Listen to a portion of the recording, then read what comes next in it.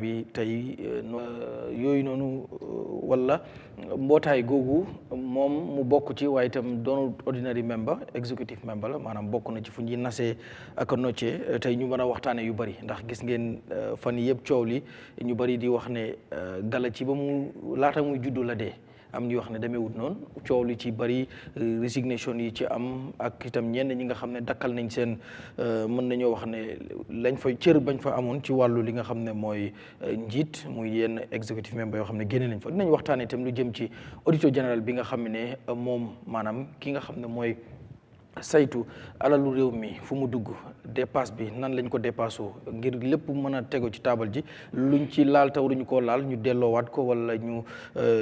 tegaat ko ba ñëpp xam ne nu mu demee moom génne bi ñu ko génne woon foofee ñu bari coowoon nañ ci jàpp ne dafa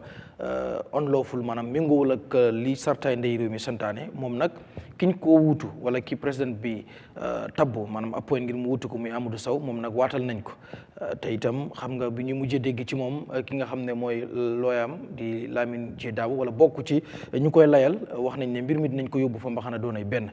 ginnaaw waatal nañ ko lan la xam naa duñ dugg ci mbiri yoon dëgg-dëgg waaye bëgg nañ tamit ñu comp ci wax ci waaye itam lu jëm ci li nga xam ne rek mooy njiiti réew mi gisuñ ko ren wala gulet ci bu mu nekkee njiiti réewam léegi mu tardé wala faddu muy absent ci lu jëm ci li nga xam ne mooy United Nations General Assembly ñu ngi ci jën juróom-ñetti fukkeelu ndaje maanaam 80th session moom daf ko mis waaye tamit am na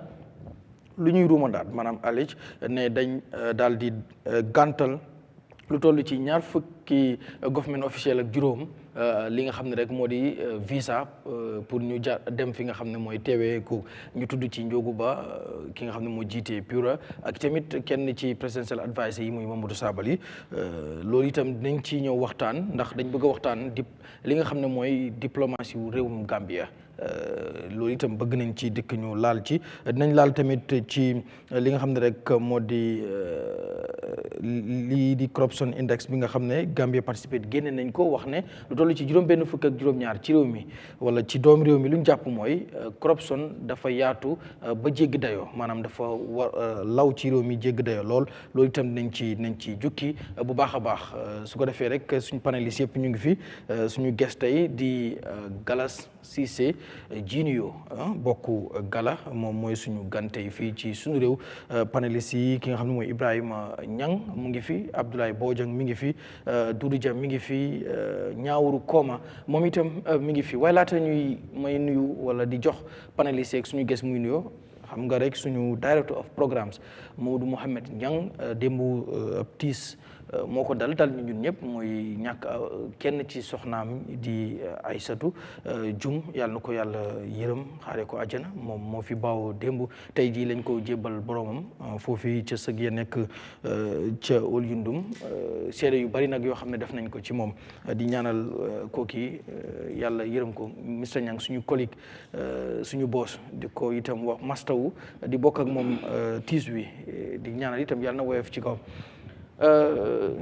Gallas kontaan nañ trop am la tey ci Sunu Réew ñu bàyyi la nga nuyoog ñi nga xam ne ñi ngi seetaan. asalaamaaleykum maa ngi nuyu panélistes yi yëpp di ko teg solo di nuyu suma papa Ñaawuru Koma Doudou Dia Mr Bojang and everyone that is present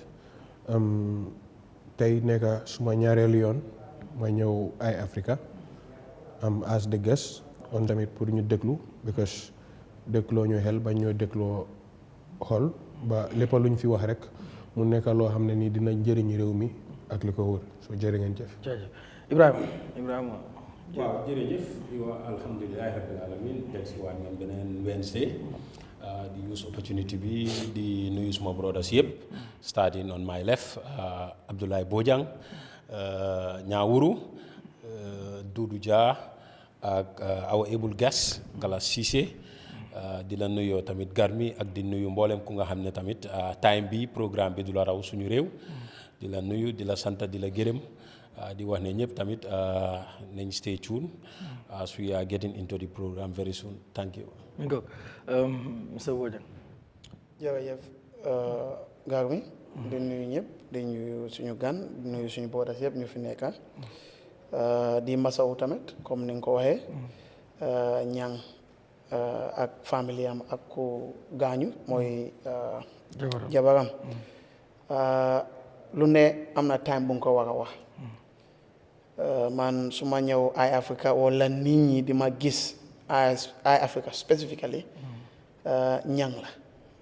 man xaw ma Eyeafrica kenn su dul ñang moo force suma friend reach out to him mu asima biitiloo lu bari moo do suñ diggante nekk na broda yëguma ko sax bu ma doon ñëw nii laa ko yëg waaye ñu ngi masaw ñu ngi ñaan yàlla jokku dem ak ñu dem yëpp janatul firdaws baalal leen ñun tamit ñu fi nekk yàlla def ñu nekk nii ñu nga xam ne dañoo toppa yoonam ba bés bu ñooy dem yàlla jégal ñu ñëpp ñu ngi nuyu famille bi di masaw ñëpp di nuyu ñëpp suñu naka laa ko waaye it's an unfortunate incident for all of us. Yeah, Mr. Jah. jërëjëf Garmi sant la gërëm la baax teewaat fii beneen suñu réew programme nuyu suma naataango yi nga xam ne am la bokkal jotaay bi commencé ko suma broda ñaaw ko ziar baax Mr. Bojang amit suma bodora la Mr. Nyang Ibrahim lu yàggala du tey Gallas moom dinaa ne suma raka la su ma waxee broda mun nañoo foog ne moom a mag yaara ma wax raka ndax boobu mu leer waaye mbégte kontante lu bare bari suma toom mu ñang di ko jaale lu ñëpp bokka di wax na rek inna lillahi wa inna ilayhi rajiun tiis la ci yàlla la jógee ci moom la delluwaat di ko ñaanal jabaram tam di wax ne allahumma fir laha warhamha lii lañ sàkku si julit su génnee àddina nga ñaanal ko yàlla jéggal ko yàlla yërëm ko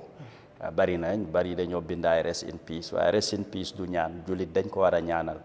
en yonent bi salaam lim ñu dénku mooy yërmande yàlla ak jéggale yàlla yal na ko yàlla yërëm yal na ko yàlla maanaam jéggal li nga xam ne mooy njuumteem ak baakaaram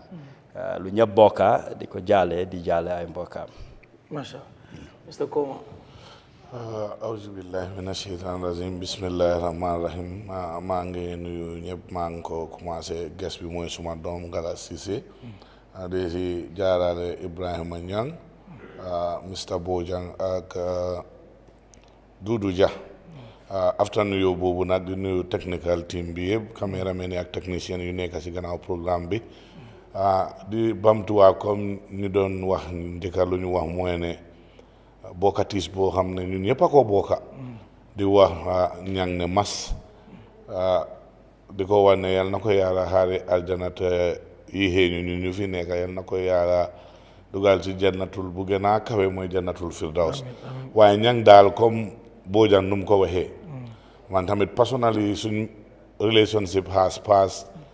affaire media ñang suñ ko buggee remember maanaam moom way back bu mu nekkee si wrestling committee bi Gambia Wrestling Association foog naa time boobu I was the Secretary General of Serekunda Sport Development Organization and I'm proud to say that moom daf ñu engage the first wrestling bout bu ñu am Serekunda is si park bi fekka suma teeno la man maa leen allow space boobu depuis dee boobu ak tey su ma ñëw bi fii tamit Eyeafrica moom bokk na si ñu ko facilitate from Good Morning Africa Biitilo Sunu Réew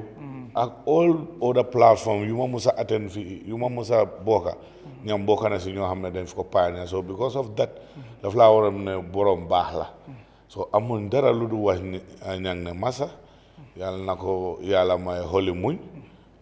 ñu ñaanal aji jiitu yi ak ñu doom aji jiitu yi rooma yëpp ñoo xam ne jullit lañ yàlla ne na yàlla xaare aljana te yéexee ñu sorry for the loss ñang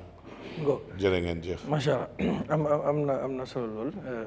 ñu gërëm ko bu baax comme ni ko ñëpp waxee rek moom it ku baax la Mr. Niang di bokk ak moom tiis bi bu baax a baax mi ngoog su ko defee ñu start ak suñu guest bi Gala situation ni Gala jamono ji ñu bari gis nga comment ci all over social media ñenn ñi nga because of Gala bi muy sosu am na ñoo xam ne tamit ñu ngi leen di wax anti Gala ñoo xam ne always ñu ngi find fault boo xam ne dañ ko mën a piin ci kaw Gala but situation bi mu demee nii nag ñu ngi rees issue yu bari ñu jekk saa rek gis ngeen génne benn press release wala communication boo xam ne communiqué la bu génnee ci seen Facebook bi ngeen wax ne 3 executive members ku ci mel ni Getopen muy ku ci nekk ak different portfolio bi nga xam ne am na ko foofu mu rees issue yu bari werante bi fii wax bi fii bindante bi ku nekk di génne di leeral gis nañ tamit allégation yoo xam ne ñu ngi koy def ci yéen ba am na sa benn picture boo xam ne yow sax use nañ la ko di wax ci mbiru financial misconduct wala jël xaalis boo xam ne dañ leen ko jox ngeen yemale ko ci seen bopp yu bëree bëri lii yëpp ak yéen tamit propose bi nga xam ne moo taxoon ngeen génn doon xeex ndax dat propose yuy xew nan nga ñu mën a déclarer ci yu xew noonu yëpp ak tamit ñenn ñi nga xam ne jamono ji ñu ngi leen di tudd ci yenn kii ni donte que sax indi ngeen ci ay leeral yu bëree bëri waaye xëy na yow itam bokk nga ci expliqué lan moo wundu coow li ak itam Gala tey fan la toll. maa ngi rafetlu question bi nga xam ne laajte nga ko when it comes to Gala muy the Gambians against looted assets yàlla dogal ma bokka si ñu fa nekka am fa position ma nekka public and admin director te dafa am loo xam ne daf dee xew si mbootaay muy institution loo xam ne soo leen ko bàyyee bam dëgër di ngeen ko bugg a génnee ba pare mu téleen ñu ngi ko fay gis Gambia si institutions yu bari even in our political institutions because yu bari du dee mun a xew ba pare nga ne just turn a blind eye to it because of you want to unify everybody. It goes to a certain extent whereby if people start forming cliques, if people use an institution and start forming a kabudu, for example, there comes a time that you cannot do anything about it. Pour things mu mun a happen, well, Gala ñoo génnee communiqué bi di wax ne 3 people have been terminated. But what people cannot understand is majority of the terminations, it came about as a result of protection. Protection in a sense that we've seen what happened to Keksane's contract with Alberak, the people that are taking charge of the ports authority now. Keksane was dismissed, or his contract was terminated at Alberak because he is a member of GALA in the executive. We've seen that Omar Saibo currently graduated from the University of Florence with honors in his masters. As at now, he was supposed to be a lecturer in the University of the Gambia. Things are moving at a snail's pace because we have this notion that he is part of GALA. So if you are fighting for justice, if you are fighting for equity and a justice pivotal society in this country, people see you as someone fighting against the government. So we've seen what has happened to Omar Saibo. We've seen what has happened to Keks. And the approach that GALA is about to use, we are not going to see that people that are part of us are going to be victimized any further. Victimized in such a sense that Tida Job works with the Gambia Tourism Board. As a comedian, Tida has put in a whole lot of effort over the years to reach where she is now through her social media handles, to a certain extent that she has been rewarded by working with the Gambia Tourism Board, and she gets paid to showcase the beauty about Gambia. Now, if GALA, for example, start protesting about the ecologies that we are built, and the 176 million that got missing, what will be the stance of Tida Job? Will she be for GALA or with the Gambia Tourism Board? Or even before it reaches there, what happened to Kek Sane? It is likely to happen to Tida Job through the Gambia Tourism Board. So, it was not an issue of finance, but we needed to protect Tida. As you can see, just day before yesterday, the Gambia Law School dafa graduate ak cum laude si uniforme moo fa nekk best student. ñëpp gis nañ jotaay bu ñu oote diggante GALA ak nguur gi pour ñu dem waxtaan si mbiri price flow bi nga xam ne moo nekkoon internet bi.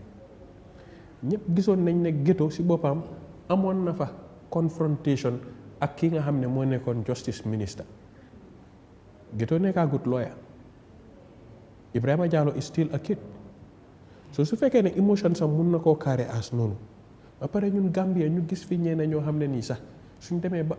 xuloo ak nit ku am nombo tànka si biir dëkk bi fii danga day dem law school ñu téye la ne la doo graduate gis nañ ko fi ba soona. So you are talking about someone ki nga xam ne is from a less privileged family ba pare di fight against corruption nga xam ne GALA bi mu nekka dem na ba amatut si sago ba pare kii still mu ngi si loxo ñii because of graduate agut. So kii nga war koo mun a am still mu ñëw hold a position in GALA lan moo ko see fekka su fekkee ne graduate agut amalagut boppam ba pare mu ngi liggéey si liggéey boo xam ne nii fu moo liggéey present li nga xam ne foofu la moo dundee am na fa confrontation ak gaay yi because of gaay gis nañ ne mu ngi nekk GALA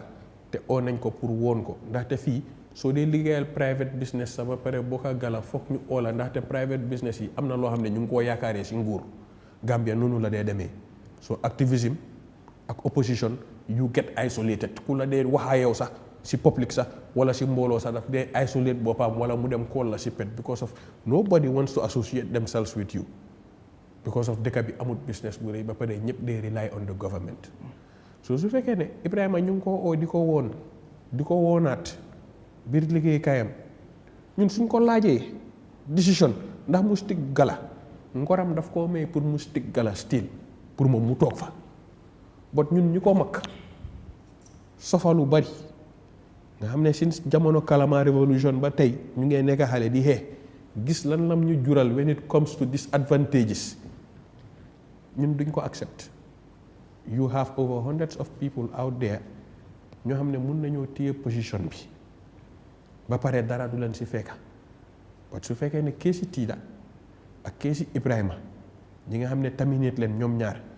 it was due to protection. So waxtaan ngeen si ak ñoom wala da ngeen ko def noonu rek. non Tida call nañ ko waxtaan nañ ak moom Ibrahima du accept parce que Ghetto Pen ku ko xam ne nit ku am xadar la nekkut nit koo xam ne dafa accept soo ko waxee lii du la nangoo déglu sax man su ma ko textee du ma reply presently su ma ko koolee du pick waaye su ma raka la ak nu mu munti demee dinaa ko bugg di ko continuer di ko neexal ba man ma startaat di wax ak moom waaye xam nga desperate times do call for desperate measures te approach bu GALA di waaj a jël si képp koo xam ne yaa ngi nekk si biir movement yi GALA bi you will be hot by the system su fekkee ne mun nañ laa hot fuñ ko mun a jaaree rek dañ la faa jaar because of yaa ngee dem si last court case bi dañ la prosecution wax ne mun nañoo baalal ñoom Omar Saibou ak Kémo Fati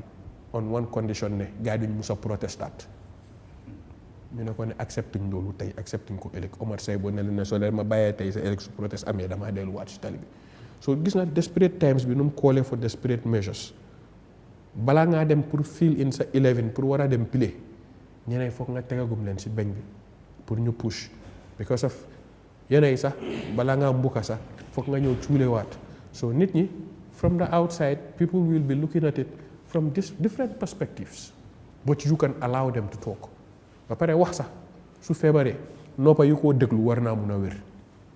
te man fooguma ne dinaa ñëw ba si biir télé bi ñëw fii di la fenal waaye ñaar yooyu bi rest assured ne li ma la mun a wax si ñaar yooyu noonu moo nekk mbiri Ghetto Pen ak mbiri Tida Jobe it was out of protection that they were taken out. waaw du ñoom ñaar rek ñetteel bi Ousseynou Gambie moom lu tax da ngeen ko doon protect wala lu tax ngeen génne ngeen terminate. non moom bosam it has to do with commitment issues. Commitment. Yeah, he was no longer committed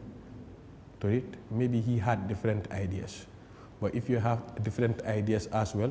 I think the executive is the best place to discuss your ideas. If you see that you are not being heard or what you are saying is being brushed off, then you can resign. But you cannot sit on the fence in a movement that is being proactive for like 2 to 3 months and you are not contributing to anything when it comes to the matters that are arising. Then we deem it fit. If we send someone to talk to you and we see that things are just continuing to head south, foog na pour ñu bàyyi la relief la sa duties ba pare ñu jël keneen foog naa moom moo gën a lifin ñaar ñëlee moom seen bos protection la waaye moom bosam it was an issue of lack of commitment la woon. bi loolu amee gis nga lu mu bind coow li am na nit ñi tàmbalee wax bind ba wax mbiru ay transport yoo xam ne ñu ngi ko doon joxante seen biir ba muy wax ne comme lu waay di wuyoo daf ko war a niru yu bari mu wax ko ci ba foofu la jiixi jaaxa bi nag tàmbalee ñëwee ci gala. waaw xam nga gala du fi jaaree. waaw léegi xam nga man léegi déglu waaw tey bi ma fee ñëw di jógee Banjul seen gate man baa ngi fi taxi moo ma indi fii yaa ngi dégg ma fay ko $500 mu jëlee ma Banjul indi ma fi su ma ñibbi taxi driver lay koolaat mu jëlaat ma yóbbuwaat ma fayaat ko beneen $500 xam nga lan laa am ak gala ne leen ne dama seek permission from the executive ne gar mi daf ma invite pour ma ñëw Eyeafrica xam nga lan la ma gaay mun a wax demal wala bul dem suñ ma ne ñëwal ma ñëw fu mu nekk tey alone spend naa fi $1,000 pour ñëw fii ak ñibbi gala joxut ma yéen doo leen ma rifoon su passé ñaari ndox yoo leen ma fi jox nii pour ma naan yaa ngi dégg li ma laa expérience ni drink sax doo leen ma ko so which means ne léegi no baalal naa leen ko so léegi which means ne gala am na lu mu 12 executive meeting in the span of 4 months dem nañ si office of the inspector general of police si police headquarters more than 10 times in the span of these 4 months moo xam ne is either you are seeking a permit or following a permit or the police are even calling you to screen you te si biir screen boobu sax mun nañ la wax ne demalaat ba ëllëg screening bi continuer nga ñëwaat ëllëg ñu ne la joxuñ la waat permit. We have members that are living as far as Gunjur diggante Gunjur ak Westfield is 35 kilometers ñu ngee dawal seen moto da ngay dégg li ma laa explainal nii so léegi ñun am nañ dañ dee am meeting in 3 different locations am nañ press conferences nearly 6 times te movement bi mosut a delloo kenn taransu tey maa ngi nii spendaat beneen 1000 movement bi delloowut ma taransu so léegi movement sax balam dee mun a dox dëgga movement bi dafa waroon a am ñeneen ñoo xam ne nii sax dañoo bàyyi seen liggéey yi su ko defee movement bi mu employ leen on a full time basis because of movement bu nekk comme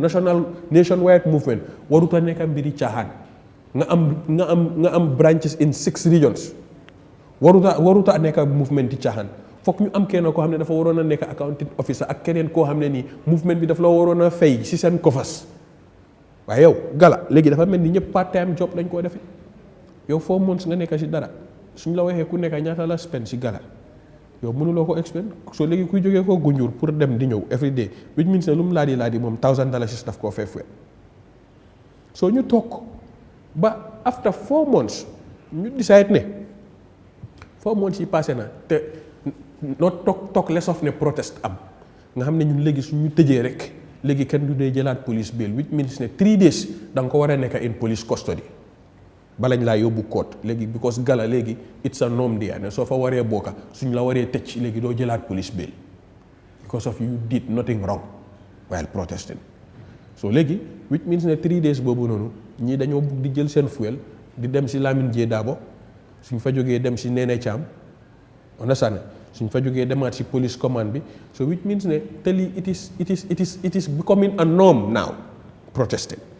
it has become a norm in this country. So which means na ñii lu gaay nekkoon di def yëpp for the past 4 months nga xam ne Hakim Touré rek lu mu spend si essence passé na 30 taw so léegi ñu ne national coordinator bu resign muy Mohamed Cissé moom moo ne fu mu nekk he deem it fit ne ku nekk si executive bi because of xam nga lu si gën a tricky mooy ne gala ñi fa bokk bari nañ lu tax ñu choose executive bi kase pour jox leen 2000 ku nekk it is only the executive that are present in executive meetings yow tey dinañ la oo tey pour nga ñëw ne gala kaay leen ngeen dem uti permit nataal yoo dee gis ñu dee taxaw si bunti police station bi yëpp suñu uti amee permit ba pare wala du ko ut it's all about the executive press conference suñ ko dee am executive bi ñoo fa dee war a nekk by force so which means ne coono bi yëpp ñoom ñoo ko lifi ñu ne léegi $2000 nañ ko éteki parce que ma dee xalaat 2000 bi sax dama dee reetaan ñu ne 2000 léegi nañ ko éteki jox ko executive member bu nekk loo xam ne mutut 20 taw because movement bi demoon na ba am $400,000 plus suñ figures yi mu ngi si biti because of we are accountable because ñun mënuñoo oote accountability ba pare ñun suñ boppa kenn mënut ñu account so ñu dem ma tënk si demee loolu ba pare xam nga lan moo gën a garaaw bi nga dem di explain leen ay ne dama bañ a jël xaalis moo tax pour ñu wax ma ba pare explain lu loon nit ñi ne ñaata façon yi xaalis la ak xaalis bi nu mu toll dafa mel ni tey ma dem nekkoon tey di play Europe nekk professional footballer di jox suma papa ñaawuru pour mu ma bilal kër ak di ma defaral ay bagages te maa ngi nekk professional player so léegi su things di dem ñaawuru di stop time am di use energy every time di ma doxalal suma kër gi di ma ko sampal ak suma yeneen li fi nii ñaawuru gis for exemple ne fu mu nekk dafa bëggoon a jënda seti toogu pour mu ñëw jënda ko pour teg ko mu jënda seti toogu bi 15 or 20,000 man léegi instead of léegi su fekkee ne man dama toog rek ku ma gis ne ko ne suma papa ñaawuru mu ngi jël suma xaalis bi su loo toll ne xam nga ñaawuru suma ñaata la jël sa xaalis and I am a professional player how much will people be thinking ne suma papa loolu la jël si suma xaalis people will be thinking ne man ay millions la ma suma papa lekkal waaye su ma ko demee boo explainal ko nit ne leen ne suma papa suma 15,000 la jël fekk maa ngi nekk professional footballer ku ma ko explainal du ma déglu dañ ma wax ne yow su fekkee ne ñaawuru jëlut sa baax yow sa ñaata énergie am ak time am ak resources am la am spend si yow ak loolu da nga ñëw dafa nekkoon loo xam ne nii gis nga man du ma dee génn pour clarifier dara ñi ma xam nañ ne du ma jël bon daf dee egga foo xam ne nii gis nga tuumal si mbiri xaalis dafa garaaw après perception is very dangerous te nga xam Gambian people bi how they can drag things even yow ñu bokkaa yow they cannot sleep because of gor rek la mun a nekk naka nga nekkee si place ba pare ñu ne la ok gars dañ doon séedoo xaalis waxuloo ne $2,000 lañ doon reimburse nit ñi fu mu nekk man Eyeafrica rek lu ma fi ñëw passé na $2,000 soo léegi loolu moom moo happen muñ dem binda because su fekkee ne da nga gis ne loolu génn rek yow nga génn dem refute it means ne lii loo yaagoon a plan la because of you have not even been committed dañ dee organise protest yow nga nekk ci sa ay mbiri boppa so we saw ne ok it's better pour ñun ñu relieve la of your duties because of am na ñoo xam ne nii xëj na Bojang wala Ibrahima fu ñu oote gars yi dañ dee teew ñu gis ne they are eloquent as well ba pare gars yi sawar nañ so it's better pour yow ñu génnee la ba pare dugal Bojang wala ñu génnee la dugal Ibrahima so ñun mënuñoo nekkee noonu rek nit ñi ñu ne oh ok they are doing good wala they are doing good ba pare few people nekk di ko carré while the other people are not committed gis nga am na yenn yoo xam ne nii if you do not soo bañee pour kenn mu criticize la demal nga dem jaayi ice cream nga xam ne moom amount ci sukur bu fa dee nekka boobu rek moo fa dee nekka waaye su fekkee ne da nga dem ba bugga nga ne da nga bugg a am yenn façon ngi jéego yoo jël doo mun a bañ nit koo xam ne daf laa criticize ak ñun foofu lañ taxaw soo moo tax it mun nañoo ñëw buñ génnee clé nañ IA bi buñ clé IA bi Gambien yi bu ponda bi demee ba wàcca ñëpp xam nañ fan la digga féetee so léegi ñuy wax ni tamit dinañ tas wala duñ tas on a personal note Gala fayut kenn su fekkee ne Gala dafa dem tamit ba war a tas and so be it because of fii ku nekka sa ndono ngay xool Alhaji Mamadi Kurang oona ma ba ma ñëw mu ne ma ne I am a founding member of Gala tey su ma demoon tey ba dee ma dugga suma biir bàmmeel Gala suñu ooma ñu ne ma ne Gala tas na mu ne ma ne damaa wuñaaru suma biir bàmmeel bi because kenn bu wuta dee ba pare nga bàyyi sa legacy mu tas so it is what it is su fekkee ne Gambians ñun dañ fi nekk pour Gambians kenn nekkut fi di fi fight pour Sisekunda wala Mbaykunda wala lii su fekkee ne tamit average Gambians yi ñoom ñoo bugga pour Gala mu tas wala Masisi yi ñoo bugga Gala mu tas so biit mun nañoo dem ñu continuer noonu but ñun lu ñu war moom moo nekk ne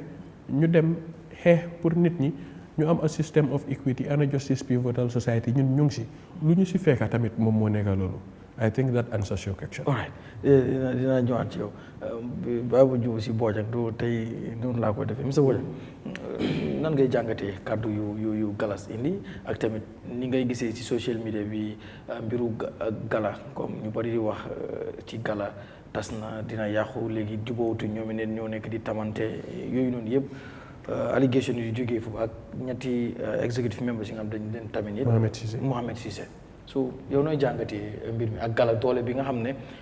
am nañ ko ci réew mi ci protest yu ñu fi jot a def nga biñ juddoo yàggul sa waaye gis nga impact bi ba léegi yow noo gisee mbir mi. waaw jërëjëf man moom xanaa di leen sant di leen njëriñ as Gambians and as young people ñëw bugg a dëkka bu nga xam ne suñu màggee they will be proud not for themselves but for everybody you know we have to commend them for that and it's noble yàlla fay leen si loolu noonu amut benn organisation or society or community bu nga xam ne especially su mooy grow do am issues you have turbulent times you have feebaree mag su demee ba mag du dee feebaree noonu because you are in the formative years and a lot of things you know a lot of challenges so and generally you know you may disagree with certain things passionately like I don't buy the idea you need to protect people as in okay they are working they are this they are that no this was not a force on anyone and you see sometimes I tell people jokingly that virtually all politicians in Africa are going to be corrupt. You like it or not? Because of the way African politics is. The best thing that Gambians should do for Gala, I quite agree, is to get Gala funded, private individuals, to have a secretariat that will run many things for them, if Gambians are ready for change. Now, the point is this. Cyber has his own aspirations. He wants to get something doing. Some of us who are seated here, we got denied of employment for your information because of our affiliation. Not that we don't qualify. Highly qualified people you are seeing, if you see some of us, our CVs. But because of politics. But we don't say, okay, we are going to leave. No, we know what we want, and we know what we want for this country. So it really takes time. So for the issue of protection, I think first they should have been the people that would decide that. If you decide that is the way you want it, it's fine. But I think, in my opinion, they should have been communicated and they should decide for themselves largely. However, protecting Gala, probably you think could be shaken one way or the other, and you think it's best that you get them replaced, it's not bad. But I think the time it was done is very difficult. This is just after some protests, some arrests, and some little back and forth within internally, and you have this. No matter how you dress this, as in, okay, we did it for protection, we did it for that, people will still have their perceptions. So for me, the timing isn't very bright, and I think Gala should work more on their strategy, and of course, you know, when I say strategy, of course, strategic planning means long term, because there are a lot of things that forces, all right, let me say evil forces, you know, booing them. Evil as in they don't want your success and the success of transparency, justice, accountability. And you know, naturally, I can tell you for a fact, government will not leave you alone. Those that can do marabouting will not leave you alone. Those that can do tahajjud, they will not leave you alone. So those things, expect them as far as the black society is concerned. So Gambians, young people should understand that the Gala team, the Gala members, they are not angels. Gambia is not a nation of angels. It's a nation of human beings. And these human beings have personal commitments. They have different things that they need to do. And they can have fault. But for me, I think it's high time that Gambians, especially the youth, forget about this pettiness and other sort of things and focus and make sure we get this government out. So for me, you take it or leave it. I'll give my observation, but I think you are doing good, but you need to really do some internal checkup here and there. And I think you are doing a consultation according to my understanding, but you should widen it. You should really, really widen it and see how you go about it. The other aspect that I see, as far as GALA is concerned, I'm not sure who is saying the truth, who is not saying the truth, and I'm not interested in youths, going on a beef, this, that. No, we are in a very prime and very pivotal time as far as Student Dekabi is concerned and change is going bigger. So I don't think that is really healthy, but I think there should be a lot of consultation within and outside. Sometimes it's important that you listen to independent people who don't even have any interest in GALA. For example, I tell people, if Lamin Gedao, for example, is your lawyer, naturally, he probably may not advise you certain things, or because there is a relationship over a period of time, there are certain things that he may not do or may not plainly tell you. So getting a second opinion or something would always help. That also is there. Now, being strategic is important. Even our whatever at home, you don't give them food and they pick every food. No. GALA cannot be everywhere. That's the truth. If you want to be everywhere, you would shorten your useful lifespan. Because the government is so powerful. Okay. Government of them am dole trop. They can put up mechanisms to tarnish you, to bring you this, to bring you that. You see, I'm not saying government should not be concerned about what GALAS does and what GALAS does not do, what Omar Cyber does. No. Our main target is to get this country on the right footing. And along that way, we will make mistakes. Gambians should understand that, especially the youth. If you want to drag small issues that GALA have, Cyber has, or this, and you want to make it a big deal, it will defeat the purpose. But GALA also should not be picking a fight, I will have to say it that way, or trying to be everywhere. That's why even God, he gave us two angels according to the scholars. He cannot have one angel, Gabriel, to go for every, Donald Trump says something, he goes there. Obama says something, it's not possible. So I think we should be strategic and know what we go in for, and then that is it. Gambians, let's support organizations and people that are there for Gambia, that want to make sure the farmer in Badibu who struggled to pay for the son until he finishes UTG or any other university should be able to have job, should be able to play his part in national development. Irrespective of whether the guy is from Banjul or anywhere, we should support. I want to give this assurance to Gambians. GALA, they know a mistake. These are young people, they fairly not very experienced like me. So we will make mistakes. But let's not drag it as in, we are paying them tax money and stuff like that. Yes, we can call to order. Yes, we can identify weaknesses. And it's better, some of us who have ideas, we reach out to them. Let's talk to them, and then maybe they will take in some of those ideas. Manlo Lagis, Garmi, why? I don't want to glorify this issue. Okay, they should not have problems. They are human beings. And basically, we're talking about 4 months or 5 months. We have governments here that have got 8 years and they are making everyday problem. And we are paying them. But we don't see that vigor and that rigor from some Gambians against the government. But when GALA makes a small whatever, they think that should be something that we should take to you and chambers to discuss. Yes, we want accountability. Yes, we want to encourage them. Yes, we should call them to order. But we should understand that, there is a common, something that we all need to focus on. And thank you and improve. That is it. You can have problems, we can all have problems, but let's just improve. That's the most important thing. When you are wrong, accept you are wrong, and then move ahead. All right. Now, Mr. Koma, noo gisee situation yi Gala xam naa yow xam nga Gala bu baax waaye jamono ji nag si social media bi all over ñoom nga nekk di gis ñuy wax ci ñoom ñu ci bokk ak ñu ci bokkul yëpp ñu ngi wax ci Gala fii Gala fële ak Gala nu mu taxawee woon yu yëpp taxawaayu Gala bi yëpp so situation yu mel nii dal Gala ci jokkalante ñenn ñi nga xam ne si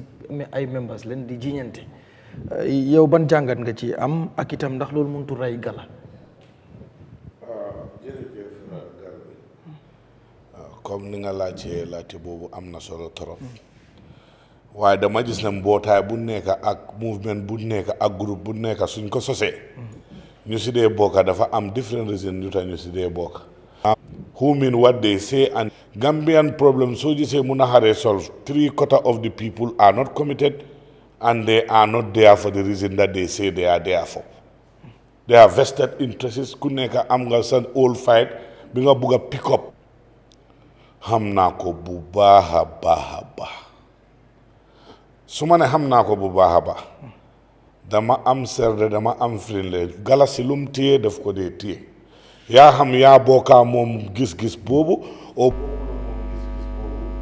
gentleman spirit yaa dañ koo jox loolu tax mu nekk suma doom loolu tax mu nekk suma doom bi ko dafa am lu mu gëm te lu mu gëm dafa lay téye te nga si lee dox bem téye loolu is an open secret maa moom am na si yoo xam ne duñ si dee d'accord mu ngi south maa ngi north mu ngi west maa ngi east waaye taxut when great minds meet on ñu toog di waxtaan yëfi réew ku bugg a réew regardless of fu mu nekk dañ dee xam ne kii dafa bugg a réew loolu na leer loolu amul couleur amul head amul region amul parti amul groupe bi nga nekk yaa xam président la yaa xam activiste la yaa xam movement waaye na nit yi di déggu yu si ñun dañ am problème yi déggu si réew mi doo mun a wax démba lii te nga ñëw nga wax leneen lu tee démba li nga doon wax xanaa lala sanse they are not going to be perfect dañoo am mistakes waaye ñoom seen boppa they should reflect in how ñu oyante wa man am na ñoo xam ne su ma diggante ak yàlla ma gis leen ne dañ àndu taañi seen système nañ waxante bi some people are there for political reasons ñoo xam ne they want to test themselves and build a foundation pour ñu mun a def loolu as a stepping stone Gala nañ leen wax ne fii is not that place for them if you wanna do that form your political party if you have an old fight bi nga war a pick up ak keneen demal Gala du place boobu noonu te man gis naa genuine youth yoo xam ne réew bi moo tax ñu jóg waaye gis naa ñoo xam ne tamit réew bi taxul ñu jóg de loolu pour mu leer te dina leer wa su dul loolu dëkk bi dafa ndaw doo mun a nekk ci mbootaay boo xam ne yaa ngi xëy système boo xam ne at the end of the day yow da ngaa dine and wine with that system and you call yourself not conflicted you call yourself not with something that is ulterior loo xam ne nit yi duñ ko dee gis yow rek yaa ko xam yaa sa yàlla bi la bi loolu du mun a dox it can't work I think tamit Gala lu dee wax noonu Gambian politics, African politics, activism, and movement, society, you prepare for the worst. Boja wax na ko fii ñun dañ we've seen all. Hardship yu jël du jeex. We are victimized even si suñ family problems si suñ secteur yi si suñ kër yi si suñ koñ yi ñoo toppa taxul ñu bàyyi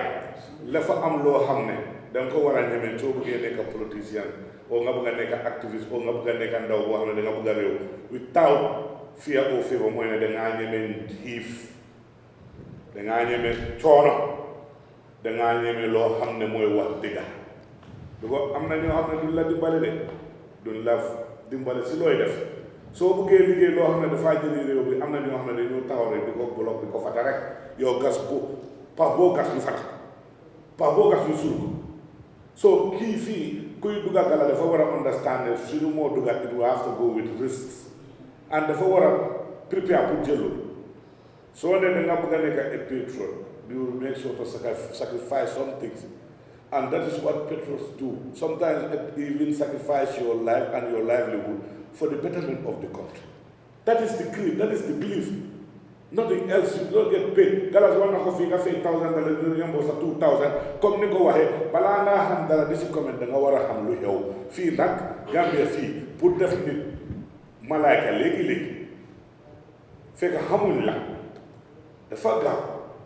pour victimiser legi tuumal la def la ku gëna bon ci askan bi xamul la loo tax fii ñu bëri nañ dee mixé all the time ñu dee def ak lu dee war lu dee am information te they are not informed emotions ak sentiments la ñoo dugal si lu nekk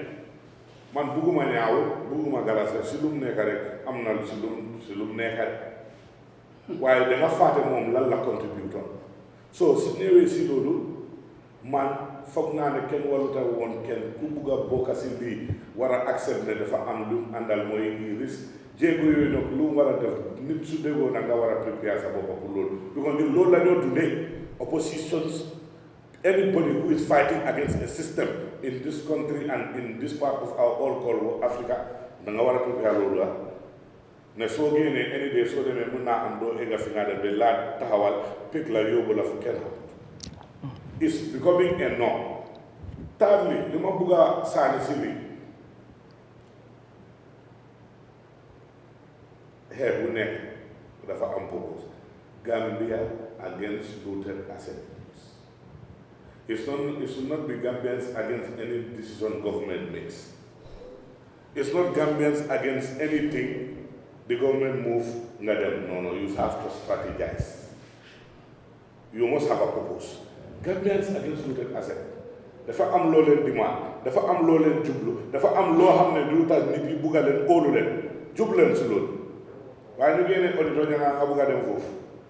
ñu génnee accountant ñu naan nga bugg a dem foofu pura nga bugg a dem foofu waxuma la ne doos si seen wax Gambian against looted assets man si man dama laa wax loolu they are not looted assets they are not dafa nekk loo xam ne pura should regulate and control the way companies that are serving the public should not exploit us. So nekkee loolu am na loolu liggéey ñëpp la am nga si right pour dem wane sa jéego oo sa naxari si lu ñoo def oo tarif bu ñoo yokka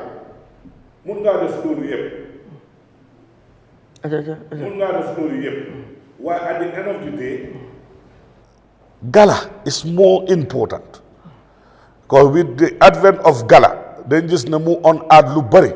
ben nguur gi faydaloo seen génna def a national assembly inquiry committee into this asset issue loolu is a very important win and a step in the right direction pour GALA. It's unprecedented and you are not a big group, few people, youths committed. Am ngeen loolu nan stick to that program. Make sure du buga am li waaye suñ bëggee dugga si lu nekka ABOC da ngeen a frustrate comme lu mu leen wax and it is very important Galas the group needs people like you because if you don't have a bigger group the people who are very committed should not always be behind bars so defee def dee ree mbootaay because xam nga lu tax not everybody is having that zeal that commitment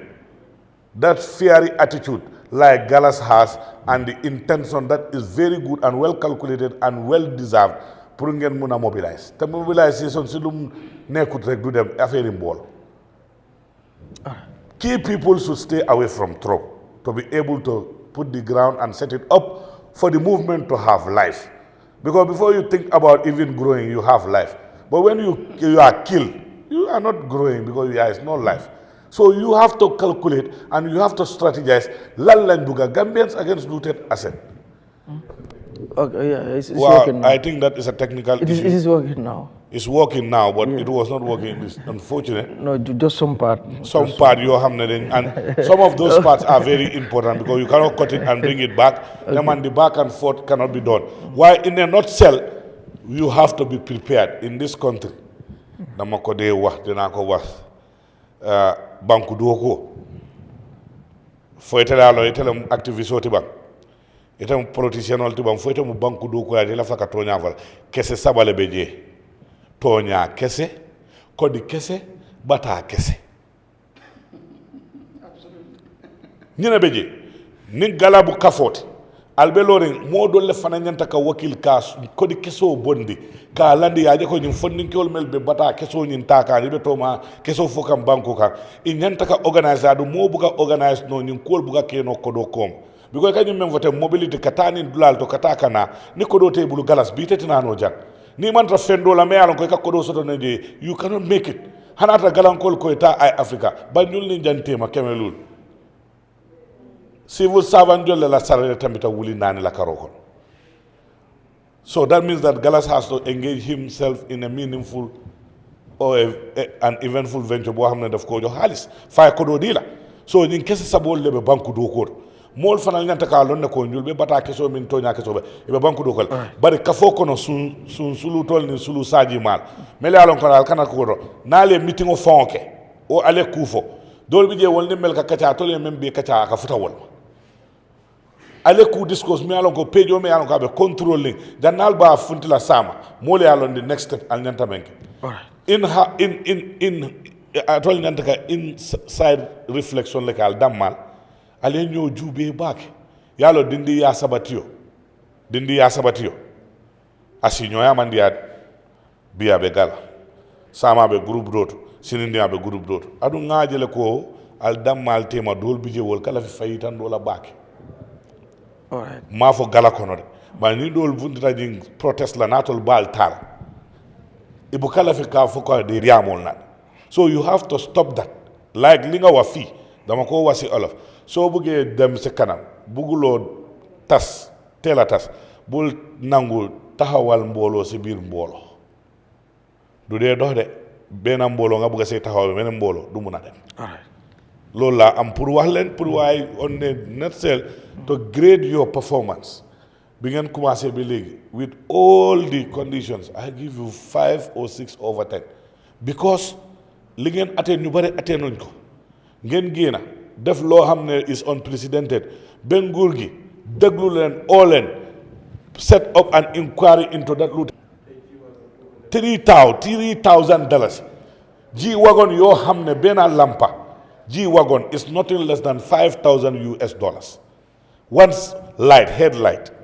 G wagon not less than $5,000 nga value moto bobu nga jaay ko 3,000 sen gena bi motax deka bi xam lool ni ko don lead li ñu doon wax amna ñu ko doon wolis diko woy ñeneen ni diko dinaay di wane ki dafa bëgga wax xam nga Gambian bi nak so starté di wax dëgg rek amna turbo xalaat ci aduna dañ la o he is selfish ki dafa bëgga kaay leen gisma ki dafa hypocrite waaye fekk ñoom seen boppa kele be kele kon fii xeex si biir xeex rek foofu laay daan Mr Jah yow nooy jàngatee situation yi Gala bi gis nga justification bi Gala daf ci yenn ñaar ñi nga xam dañ leen terminate ngir Ousseynou Gambie bi ak yeneen waa coow li leen topp ak fi Gala tollu léegi bu ñu bëri jàpp ne lii nii mun ba Gala mun na fa jaare tas waaye am na ñu bañ lool jàpp ne mouvement la boo xam ne faaw lii du si ñàkk waaye ci ñoom la des nan lañ ko war a mun a téye yow ban jàngat nga ci am mbir la am solo li ci jiitu mbooloo moom fi mu daje ñëpp duñ bokk a bugga la naam ñu bugga dina am ñu bañ loolu mënta jaas lépp looy oote luy sa taxawaay ci looy xeex ñëpp duñ ci mën a ànd ñëpp mënu ñoo far benn boor loolu mënta ne te gom naa ne Gala xam nañ loolu Gala si waxam wax na ko pour nit ñi ñu criticize la wala dëkkal la foo dëkkut réew mi loolu dafa yomba waaye terewut ci yow la de sal la fi nga jëm mu ñàkk la ko wax tam terewu laa dem loolu lay wax ci parce que moom moo xam yoon bi mu jël moo xam fan la bugg a jëm naka la faa àggee loolu mbiram la waaye ci mbootaay am ñu resign loolu du fi gan mbootaay boo dem fekk ko fa xëj naa gis nga li la neexut wala mbiri ni moo doxee yow d'accord loo ci nga bàyyi waaye su keneen bàyyee dina am keneen ku ñëw du sax léegi-léegi ñëw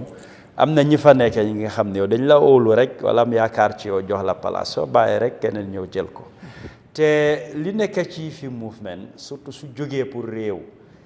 wax na ko fii ne in 6 regions ñoo xam ne am na ñu leen fa nekkal ñu am fa béréb di ci yëngatu so loolu di nga gis ñu ñëw nit mun naa ñëw bokka tey ëllëg mu dem ku la ne tey bokkuma ëllëg mu ñëw bokka so pour nit ñi seen dugga ak génn du jaas li mu wax ne nag ñi jël place bi si ñoom ngir protect leen loolu stratégie la li mu wax man d'accord naa ci ne stratégie la boo xam ne Gala jël na ko ñoom ñoo xam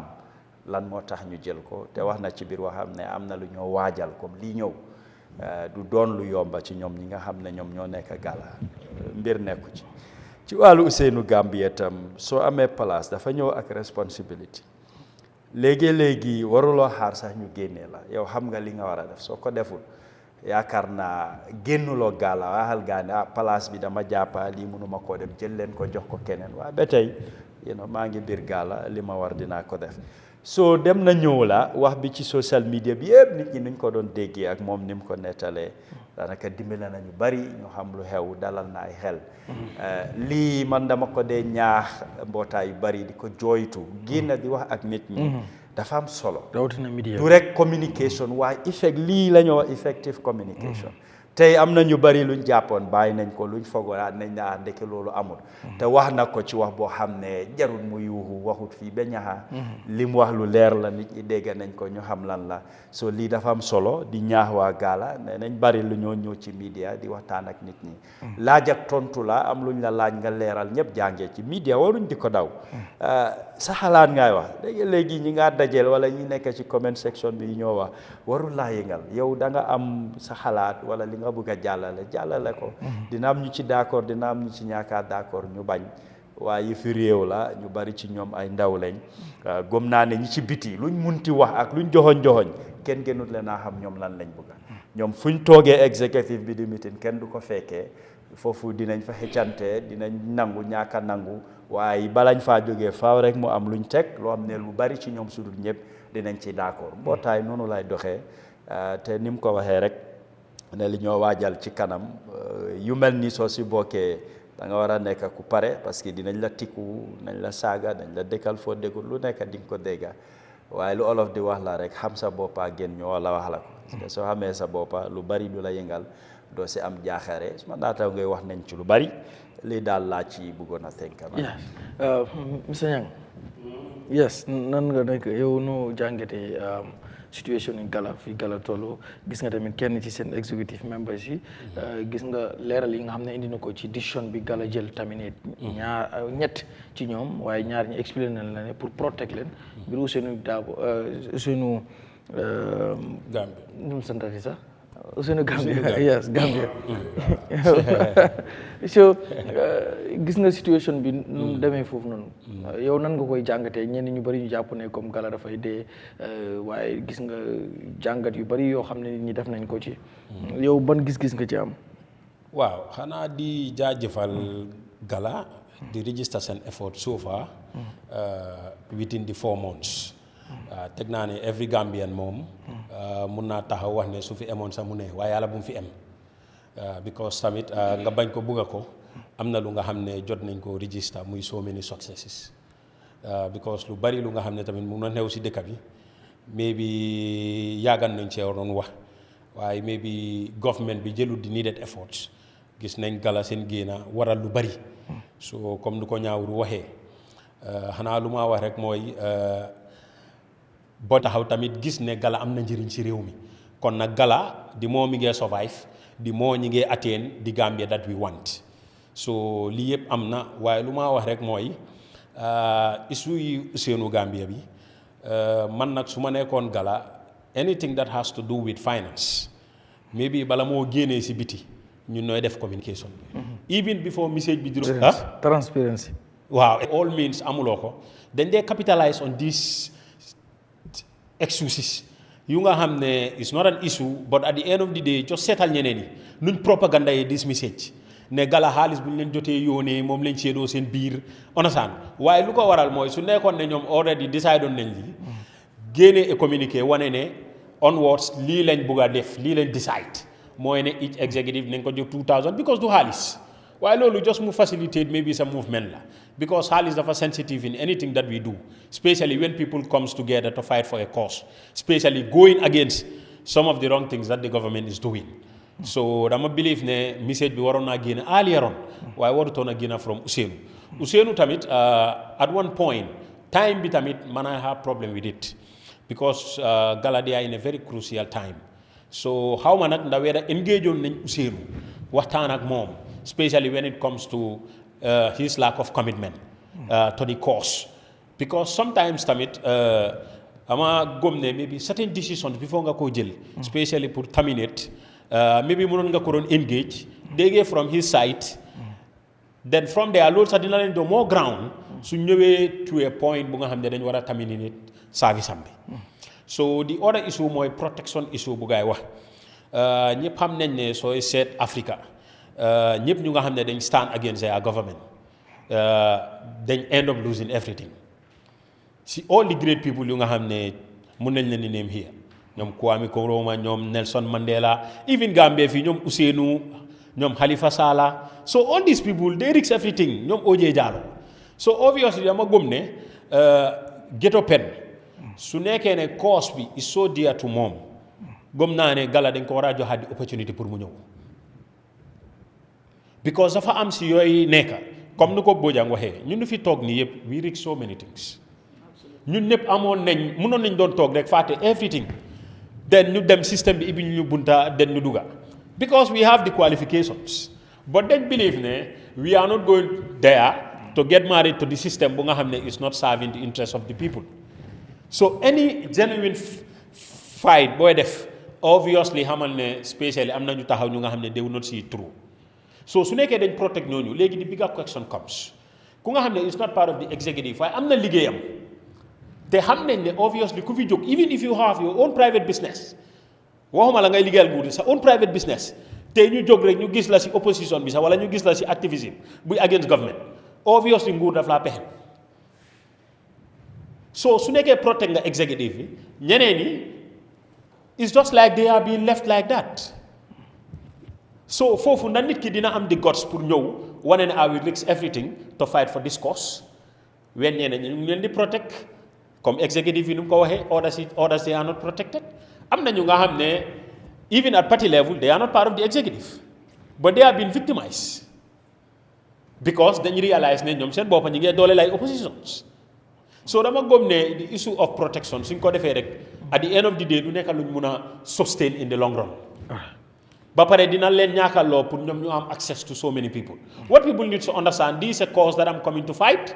and I should go out at all costs and let me expect ne mun naa see ñaaka lu nekk because the easiest thing lu ñu mun a def luñ maas yi mooy to take our job that's all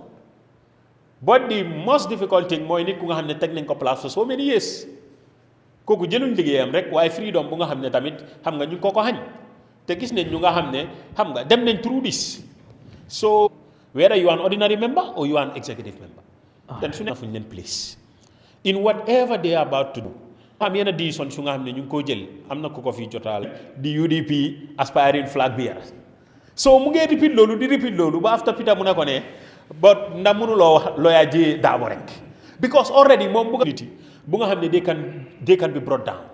so yii yëpp dañ ko war a but in whatever they do gis nga in whatever they do you make sure dinañ am foot soldiers yu nga xam ne even if others are inside dinañ am ñu nekk outside to continue the cause politicien yi balaa mooy move si suñ beneen point bi bu fekkee am na benn clarification xëy na loo bëgg a waxaat si ginnaaw bi nga xam ne ñëpp intervene nañ it comes to the issue of protection because man dama study Gambian history and when it comes to the political dynamics of this country to a certain extent ne lu ma si dee mun a wax lu jiitu suma juddu saraf dee bari and it still has to do with the issue of protection rek ma bugg a jël two story yu gaaw because benn story bi is jamono bu Sidia Jatta doon ñëw Gambia time boobu bu Sidia di ñëwaat Gambia ne dafa ñëw pour salvage Gambia his allowances alone waxuma la salaire his allowances alone in 1981 that was $21,000 was more than Sir Dawda's salary loolu la Sidia bàyyi in London School of Orientals pour ñëw Gambia pour set up PDOIS moo Halifa. That amount of sacrifice, yeah? So, bi mu demee 81 ba 2021 so léegi 30 years later yow nga ñëw gis ne Sidia dem na ba in his own backyard mu nekk wuli mu naatut faa win sax election ñu out mosul ko fa juuto xaalis. Understand? That is the first level of sacrifice that I am telling you. Alhaji Ousainou Darboe, he was under Per Njie as his godfather and everything. Bu Per demee ba gis ne Ousainou is being active in a whole lot of things benn day mu oo ko ba mu ñëw mu laaj ko question ne ko Ousainou mbaa amuloo idea ne da nga bugg a dugg si mbiri politics kooku tamit as a lawyer boo xam ne da nga dee déglu si mag mu laaj Per lu tax mu wax ko loolu Per ne ko ne bu Gambia di am independence but during the first election of the Gambia after it became a republic Per mu ne ko ne I have more than 40,000 pounds in Barclays Bank in those days and over 50 landed properties within the greater Banjul area. Mu ne ko Ousainou, do you know where it is all now? Mu ne ko no, mu ne ko it is all gone due to politics. Moo gën a gaaw pour daraay nit nga jeex takk because of if you look at Darboe now ñu laa wax ne 1996 bu ñëw form lii full family ku ko mun a yóbbu pour Olympics dem seetaan yi kooku amutoon problème yi personnel bu ñëw form seen UDP mu ngi ko fekk mu ngi nekk Olympics ànd ak njabootam bi yëpp di seetaan yi so Ousainou can sustain that mu taxaw still mu ngi àndaa sagoom ak lu ko nit ñi di saaga PDOIS Halifa ak Sidia mun nañoo sustain loolu noonu yëpp ñuy taxaw still yaa ngi wax ne sacrifice la but man Aliou Bah or Geto Pen we are not Ousainou we are not Halifa so gis nga when you look at the psyche of people you understand ne ñaawuru lu mun a dékku ndax kii mun na koo dékku gis nga buñ dee jël ñun suñu own personal realities di ko dee bugg a sës nit am na lu ñaawuru doon dunda tey half bi mun nga ma koo teg man ma dee understand nga so at times you look at people gis nga resignation yi léegi bu Gala ñu waxtaanee ko 1 week mu jeex moo gën fuuf lu Gala teg seen bët war faa dem uti ñu dem ba in the middle of that you start seeing people resigning from that point xam nga ndax understand nga fu ma waxee nii de so léegi wala nga toog rek door di gis ñu ngay victimize nit amul kenn ku fee nekk fii nii di dugga si biir police di génn koo xam ne nii sax famille sax duñ la isolate wala sa yaay wala sa papa wala di la danka ne la ne soo duggee si lii ma bàyyi la aduna alayra people are going through those things on a daily basis but they see ne they cannot even talk about that because still it has to do with this level of sacrifices yi nga xam ne non bàyyi leen nit pour mu décider boppam gis nga nit su fekkee ne dafa bokk si leadership traits pour nga am foresight pour nga am vision xam ne lii dina ñëwi waaye lii balaa moo ñëw bàyyil ma koop ko si njëlbeen ba pare ñun ñu move on with a better 11 ñii they will come on because yéen a nga suñ national coordinator boo xam ne nii dafa resign muy Mohamed Cissé but you see him all over the internet he is defending Gala he is telling you that nobody owns this movement because of he resigned based on things yi nga xam ne happen na that we are unfortunate and he took full blame of it because of he went ahead and said things on behalf of the executive that people in the executive they unilaterally agreed to cancel a protest which wasn't the case. So what happened? Do you expect people to use Gala's page, the page of Gala, and say that okay, the protest has been cancelled, people stop, and I will be going through my social handles saying that that message doesn't represent us, this message do not represent us. At the end of the day, people see you people as clowns. But so if I can damage it has already happened, you leave it. But at the end of the day, he just says that okay, maybe it's my time to resign because of what I did it out of goodwill because of I did not want anybody to go out there. So man bàyyil moom ma ñëw resign because of soo demee ba use to leadership bi si dara then you know that was the final straw of it. But still xam na ne make na mistake bàyyi na and we are continuing. Am na kaddu yu jot suma diggante ak moom loo xam ne ñaawlu naa ko from a personal level call naa ko as a raka bu ñëpp dalee ma apologize ko ne ko wax naa la lii ak lii ak lii in the thick of things but baalal ma aha mu ne ma ne baalal naa la aha suma koto nga and we move on. So du leen nekka yeba su fekkee ne mun ngeen di baalu wante ba pare ngeen move on. But this one, when it comes to your principles here, as a movement, if we say that we are going to do this, then we are definitely. So if ne waru ñoo def li duñ ko def, but the issue of protection bi fii ba gannaaw ëllëg jox naa la fi keesi Ousseynou ak Père Ndiaye jox la keesi Sidia ak London School of Orientals. So léegi man I think ne te loolu lu ma la jox yëpp soriwut ñaar ñooñu ñëpp Gambia lañ nekka. You see what happened to Ousseynou. You see what happened to Sidia. These kids and me are no Sidia, we are no Ousseynou. Lu ñooñu mun a withstand ñeneen si ñun munuñ koo withstand. And I think that is enough reason for me to back the protection case. All right. Ngo lu leer na Barrow waatal na ki nga xam ne mooy di ñu auditeur général mooy Amadou Sow ginnaaw bi ñu génnee ki nga xam ne moo fa nekkoon muy Modou Cissé ñu bari jàpp ne that removal was unlawful but wax nañ ne dinañ dem ci yoon mooy ki nga xam ne mooy yore mooy bokk na ci layokat mi muy loyal Lamin di Dabo waaye Barrow moom dem na continuer na maanaam delluwut ginnaaw tey jii laajuma Gallas boo damay laaj Gallas as a executive member for GALA lan ngeen nekk ndax da ngeen bàyyi mbir mi mu sedd wala yéen GALA yéen a ngi ba pare ñaareel bi ban jàngat tamit ngay am ci situation boobu noonu. déedéet am nga constitution yi Gambia bi nga xam ne moo tënk nit ñi ñëpp dafa leer soo demee si section 158 of the constitution of the Republic of the Gambia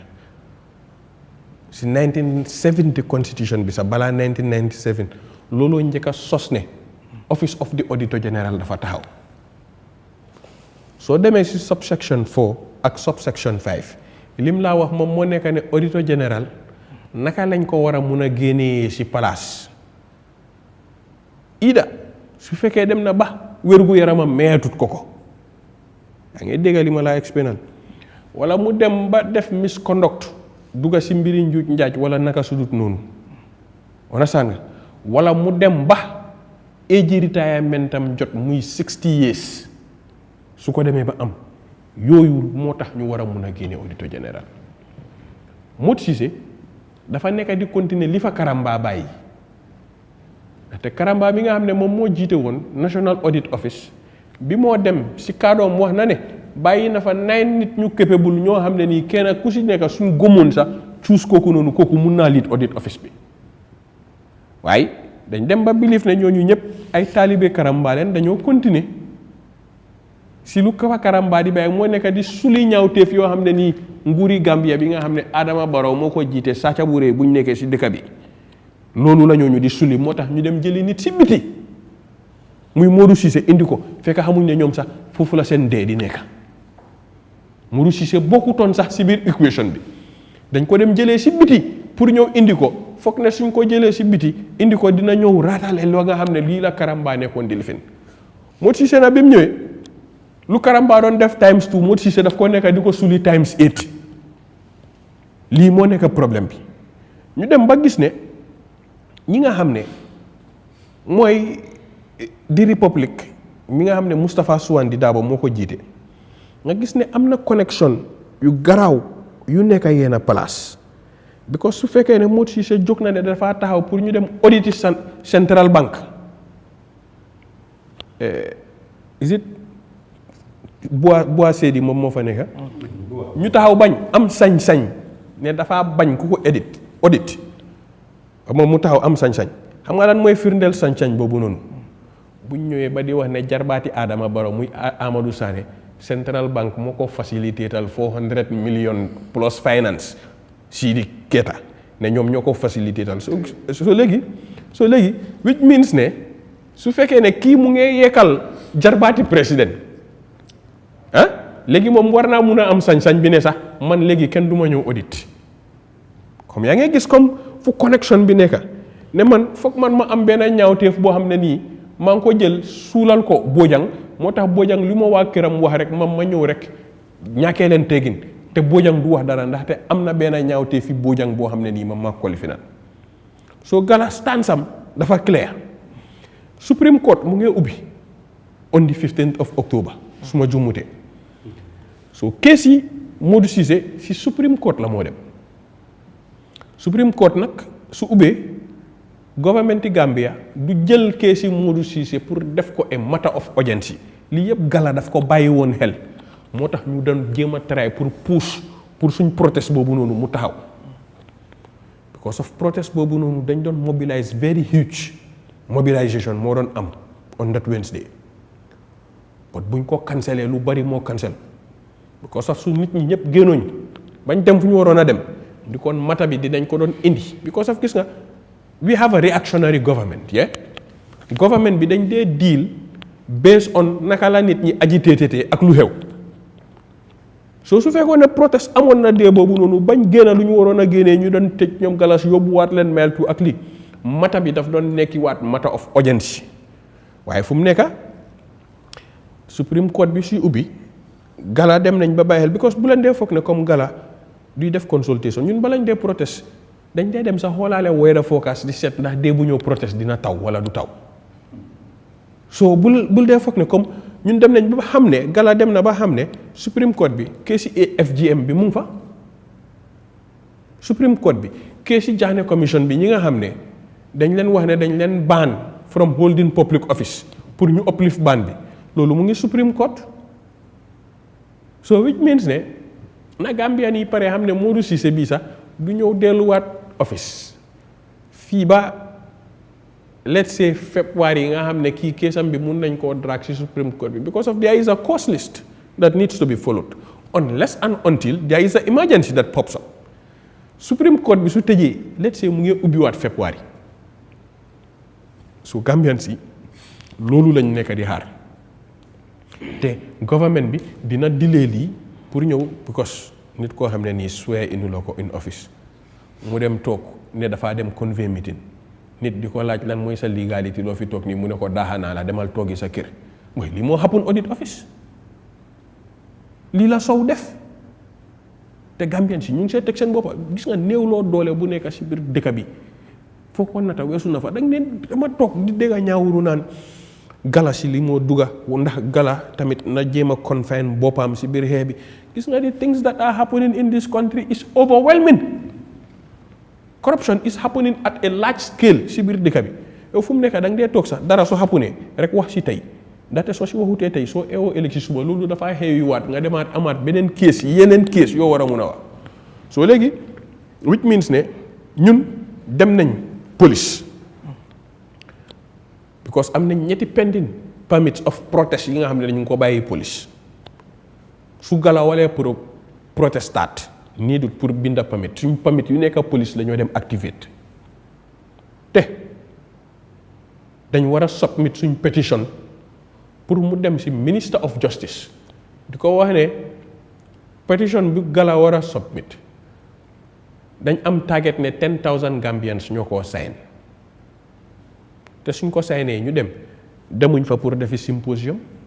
demuñ fa pour dem joxante loxo ak minister of justice demuñ fa pour ne dañoo dem toog am in-house meeting because of lii constitution yi dëkk bi si boppam lan ñuy nekk di violate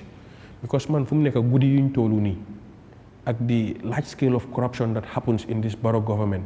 man xaw ma ñu dee support Adama Barrow ba pare ñu nekk lettered people how do they feel su gaa yi tëddee di nelaw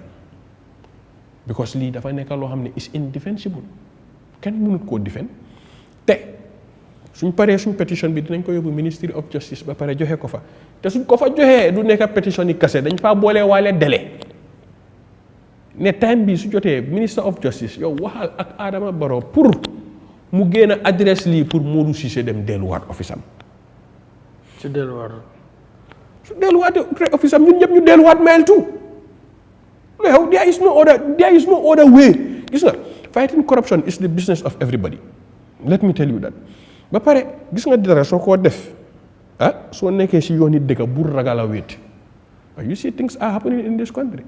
People want to go to America and they cannot go. Do you think that it is happening like that? There are things that are happening.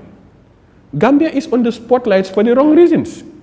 People are protesting, people are getting agitated, people are being imprisoned only for telling you that you should use the internet. Man dem naa ñu tëj ma mail tu nit mu ne ma yow lan moo la fi indi ma ne ko ne dama taxaw ne internet bi dafa seer wàññi ko mu ne ma waxuloo dëgga mu ne ma waxuloo dëgga loolu naka la mun a amee and it's as simple as that dama taxaw di wax ne internet bi dafa seer wàññi leen ko ñu ne ma arrest it loolu rek lañ ma yóbboo mail tu so people out there next minute yaa ngi gis ne njógu ba mu ngi toog si dëkk bi munut a dem beneen minute yaa ngi gis ne keneen koo xam ne dafa génnaat tamit di defend everything that is indefensible ñu ngi toog because xam nga li the outside world is saying ñun ñu ngi woon hunger strike maa ngi gisanteeg ñu nekk National Human Rights Commission on a daily basis ñu ngi waat ba pare gis nga nit ñi luñ nekka moo tax moo wax ko ne GALA du youth movement moo leen ko ne di last time ne leen ne God forbid GALA du musa amaat protest ñu ñëwaat fii ne dañoo ñëw di waxtaan ak ay youth advisor wala ay youth minister lii movement ni mukalaf yoo xam ne nii la Gambians yi yëpp they are getting affected about the things that are happening. If we want to talk, we talk to ministers. If we want to talk, we talk to the president. If we want to talk, we talk to the minister, IGP. Don't waxtaan ak presidential advisors. No. Advisors for what? Nañ waxtaanaa président ba pare su paree mu dem waxtaanaa moom advisor mi. léegi ban décision ngeen di jël ci mbiru Modou si mbiri Modou Cissé bi moo nekk ne suñ pétition baa ngee ñëw float si starting from Friday. na ko Gambian si yëpp sign su mutee 10,000 people ñu jël ko ba pare yóbbu ko si justice ministry wax leen ne lii la Gambian si wax because Gambian si du ñëpp a mun a génn pour ñu protester parce que am na ñenn ñoo xam ne gis nga mbir yi ñaar la comme murit yi duñ ko waxee rek teew la ak teg ñu munut a teew ñu nekk ab diaspora ñu ngi génnee seen xaalis yi ba pare di ko yénee fii di jëlaale opportunité bi di nuyuwaale anti tukulóor si di nuyuwaale Juka Cissé di nuyuwaale Ndey Jobaate di nuyuwaale Hadijatu Kinte because gis nga Gambia dafa dem ba tollu foo xam ne bokk na si resignation si li gënoon a indi fragment within GALA mooy suñ biir source of funding because tey moo nekk first day moo wax ko ne man I know what crowdfunding can do because man si murid yi laa nekk I see a whole country Touba that has a population equivalent to that of Gambia that was built through crowdfunding without government resources. I know what crowdfunding can do. Dama toog indi ko ne leen GALA nañ ci waxtaan ne leen ne nañ dem seek for help ñu ut ndimbal ndaxte ñun lu ñoo bëgg a nekk nii ba pare ñi ñoo ñëw di ñu arrestantu ak ay ñun mënuñoo antal loolu noonu di fiit ñëpp ñuy protest nga leen di jëndal ndox ma ne leen ne nañ dem uti ñu dimbali ñu ne ma ne ñu ngi si ëppa doole comme movement nu mu ne demee rek ñii ne agri nañ ñii ne agri wuñ ñii ne agri nañ ñii ne agri wuñ ma ne leen ne nañ leen ko def ngir yàlla man maa reach out to anti tukulóor si ne ko ne dama bugga sax gaa yi ñu dee def GoFundMe because of daf daan def GDF te GDF seen funding bi moo tax Adama Barrow falu understand nga through the Gambia Diaspora Fund in 2016 ñaawru xam na bu baax li ma explain nii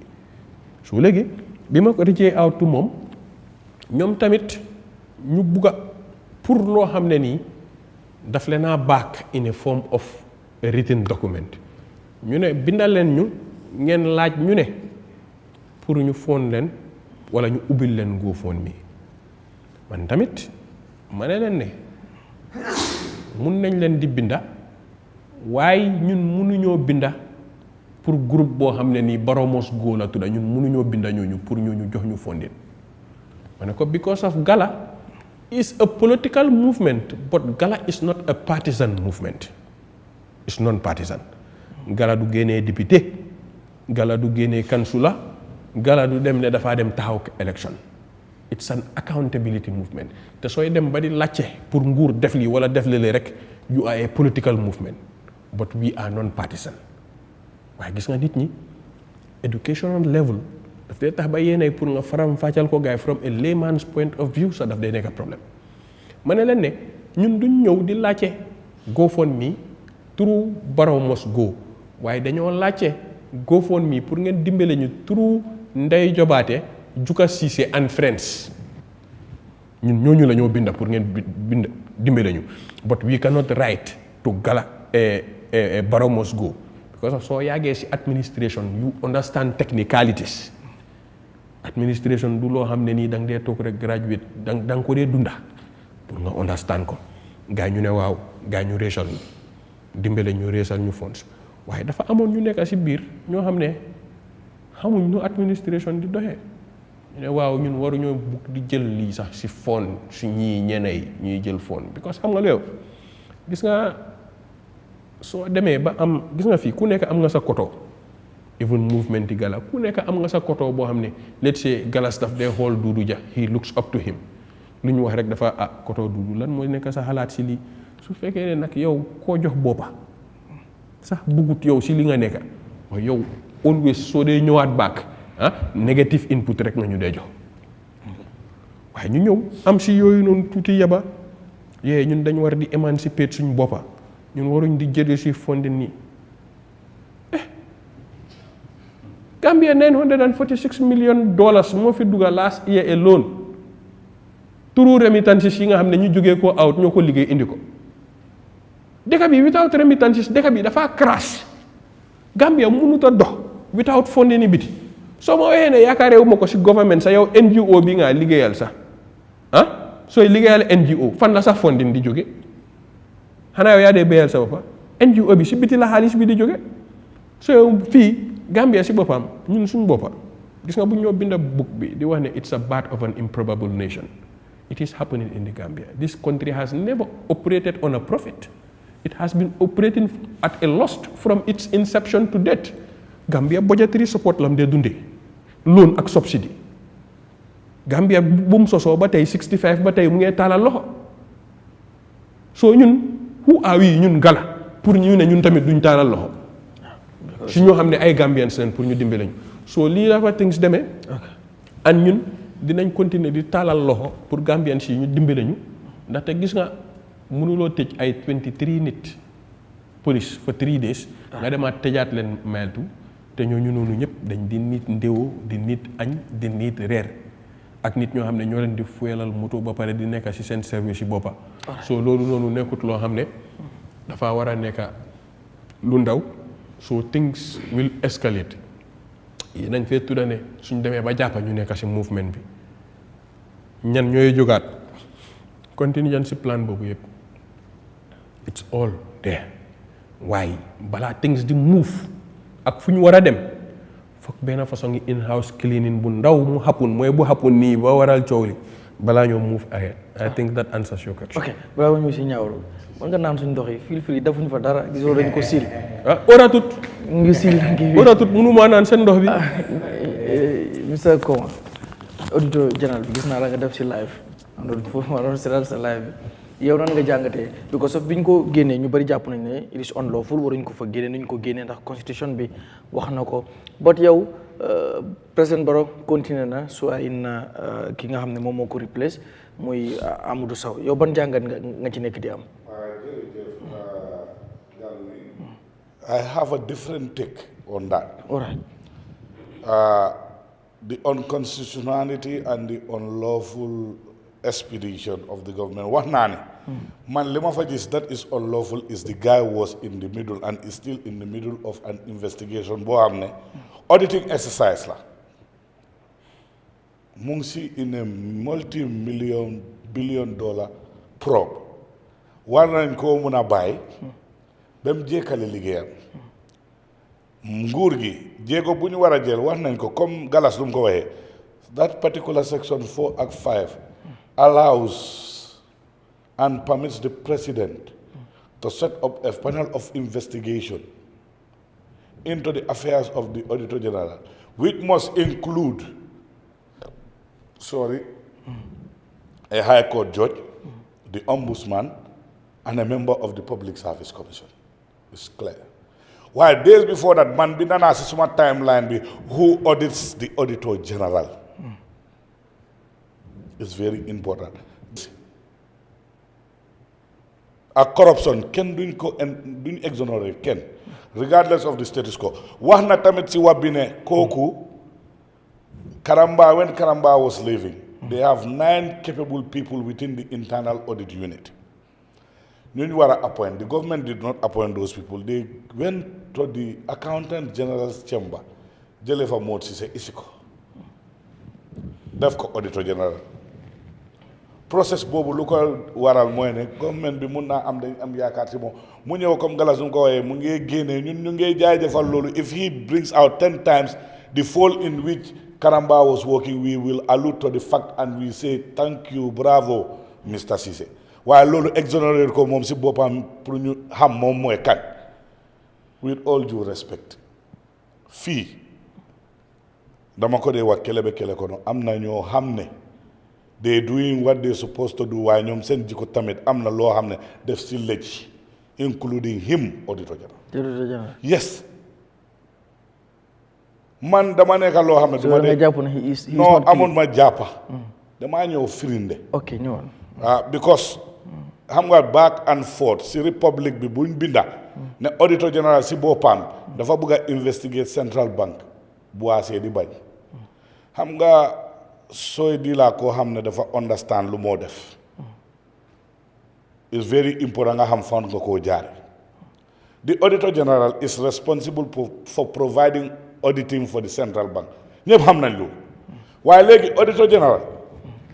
soo nee yow sa boppa yaa contract an international firm called PKF. Si suma video bi wax naa ko mooy Panel Care Fosters auditing group. Auditor General bi moo ko contract pour mu audit Central Bank. And the way in which central banks are audited is different from other institutions. You must have the capacity and the human resources capital to do that. Luther, in the first place, if the Auditor General was able to do that by himself, Luther Muwara contract an international firm like PKF, you should not supposed to do that. Lunyan Wahman, because so that I have access to information bill more am siri mi legi. Dama latte. Dama topa because buguma tumal ken, buguma social ken lo hamne at the end of the day munuma taxaw defen lolu or wako. Why so contracted somebody is performing your duties as you said. Yow yaa ko jël nga ne ko mu defal la auditing. So yow soo bëggee def loolu li leen wax dafa yomba. Terminate that contract with PKF. Soo ko terminate ñooñu xam nga duñ leen auditaat. Yow nga ñëw nga audit ñu waaye doo mën a contract nit mu ñëw audit yow nga ñëw audit ñu si kaw loolu tamit ñaari auditors si benn exercise te yow yaa contract kooku loolu conflict of interest la moo isi duplication of functions. Let's be realistic. Momadou Cissé, what he does is fine. Everybody allude to the fact that lu moo génnee baana waaye Momadou Cissé ndax moom si boppam mu ngi def lu mu war a def. Momadou Cissé bu ñu ko appointé 2022 ba léegi 6 directors la appoint. 6 directors directly without going through due processes of appointing those directors. mu jëlee koo xam ne GRTS la nekk Yaamu Ndaw Gueye is ko def ko director of internal forensic auditing without any due auditing experience at the audit department. GRTS la jógee. Other directors yoo xam ne ñaari department moo ko create mu isi people from assistant manager xam nga fii liggéey bu nekk dafa am système bu moo demee. Assistant manager loo mun di neexee loo mun di baax loo mun a job bro mun loo jógee assistant manager position ñu jump loola manager ñu jump loola senior manager def la director loolu foo ko gis lan lañ see wax favoritism and nepotism loolu mënut a am. Modou Cissé does that. Modou Cissé conflict of interest bu ñoo wax fii di si tudda jarbaati président Modou Cissé jarbaatam mooy the forensic audit manager in the audit office Modou Mariga his sister son la xanaa réew mi nag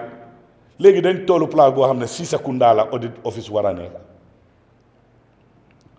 o Serekunda o Komakunda loolu du yoon two wrongs cannot make a right. Borrow in the manner in which it is done, man, is unlawful. But when you look at the Gambian law, man, 1997 constitution and the 1970 whatever constitution and what, it will give you a right on the right hand side. It will bring regulations that will take that right from you from the left to the right. The law is silent in that place. There is a lacuna, and the lacuna is, we're talking about removal and termination. But in the section, when you go, I don't see anywhere there they talk about redeployment. People should be careful. These are legal interpretation left for the legal-minded people to interpret. But if there is a lacuna, and in the entire process, I'll hear only one thing: he is redeployed to the Ministry of Trade as minister. The TB time Yahya Jammeh, man, one thing I can say and I would like to say, nit mënuloo ko appoint nak place fekk oyuloo ko nga offer ko yaa xam den ko o nga wax ko ne si verbally dama la bëgg a appoint mu accept ko o den ko binda fiñ la ko waxee verbally therein comes the appointment letter te dëkk bi nii fii soo la waxee dañ laa appoint rek instantly lañ laa utal replacement te yow si waa boppa bu ñu waxee ne dañ laa appoint foog ñu utal la replacement te suñ la utalee dañ laa wax ne diw moo laa replace. Whatever decision that is arrived at, that is Modou Ceesay's decision. Why nala wax leena people when they Gambian bi then they buga maglo, everybody is a good guy under the eyes of people who think they are good in the sense hamuñ leen bu baax man waxuma na liggéey bu moo def waaye moom si boppam am na lu mu dee def man nangu andutaa yoon. That is the fact. 6 directors can amut dole bobu nga appoint len within from 2022 to 2025 without going through due process. That is abuse of authority. Sa jarbaat yang lena appoint def len manager forensic audit hana ni di xamul lolu ci rew mi. You sideline people who your deputy auditor general for admin yow den ko sideline for 1 year du dey tukki because da nga def loo xam ne da nga binda a request that they should be paid 5 days per diem mu ne la déedéet ñun 3 days lañ la am fooguloo nga change ko nga def ko 3 days we're gonna spend only 3 days not 5 days nga génne ko si trip bi so ñaari jarbaat yooyu noonu every tukki dañoo tukki yow nga am directeur boo appoint sa cousin la si benn département boobu noonu yow sa jabar sax am na fay mbokk yu du jee nga maa wax lan loolu is a private entity for people. Gambia government department. The man travels more than even the president. Lumo tuki. So ko dajale si days.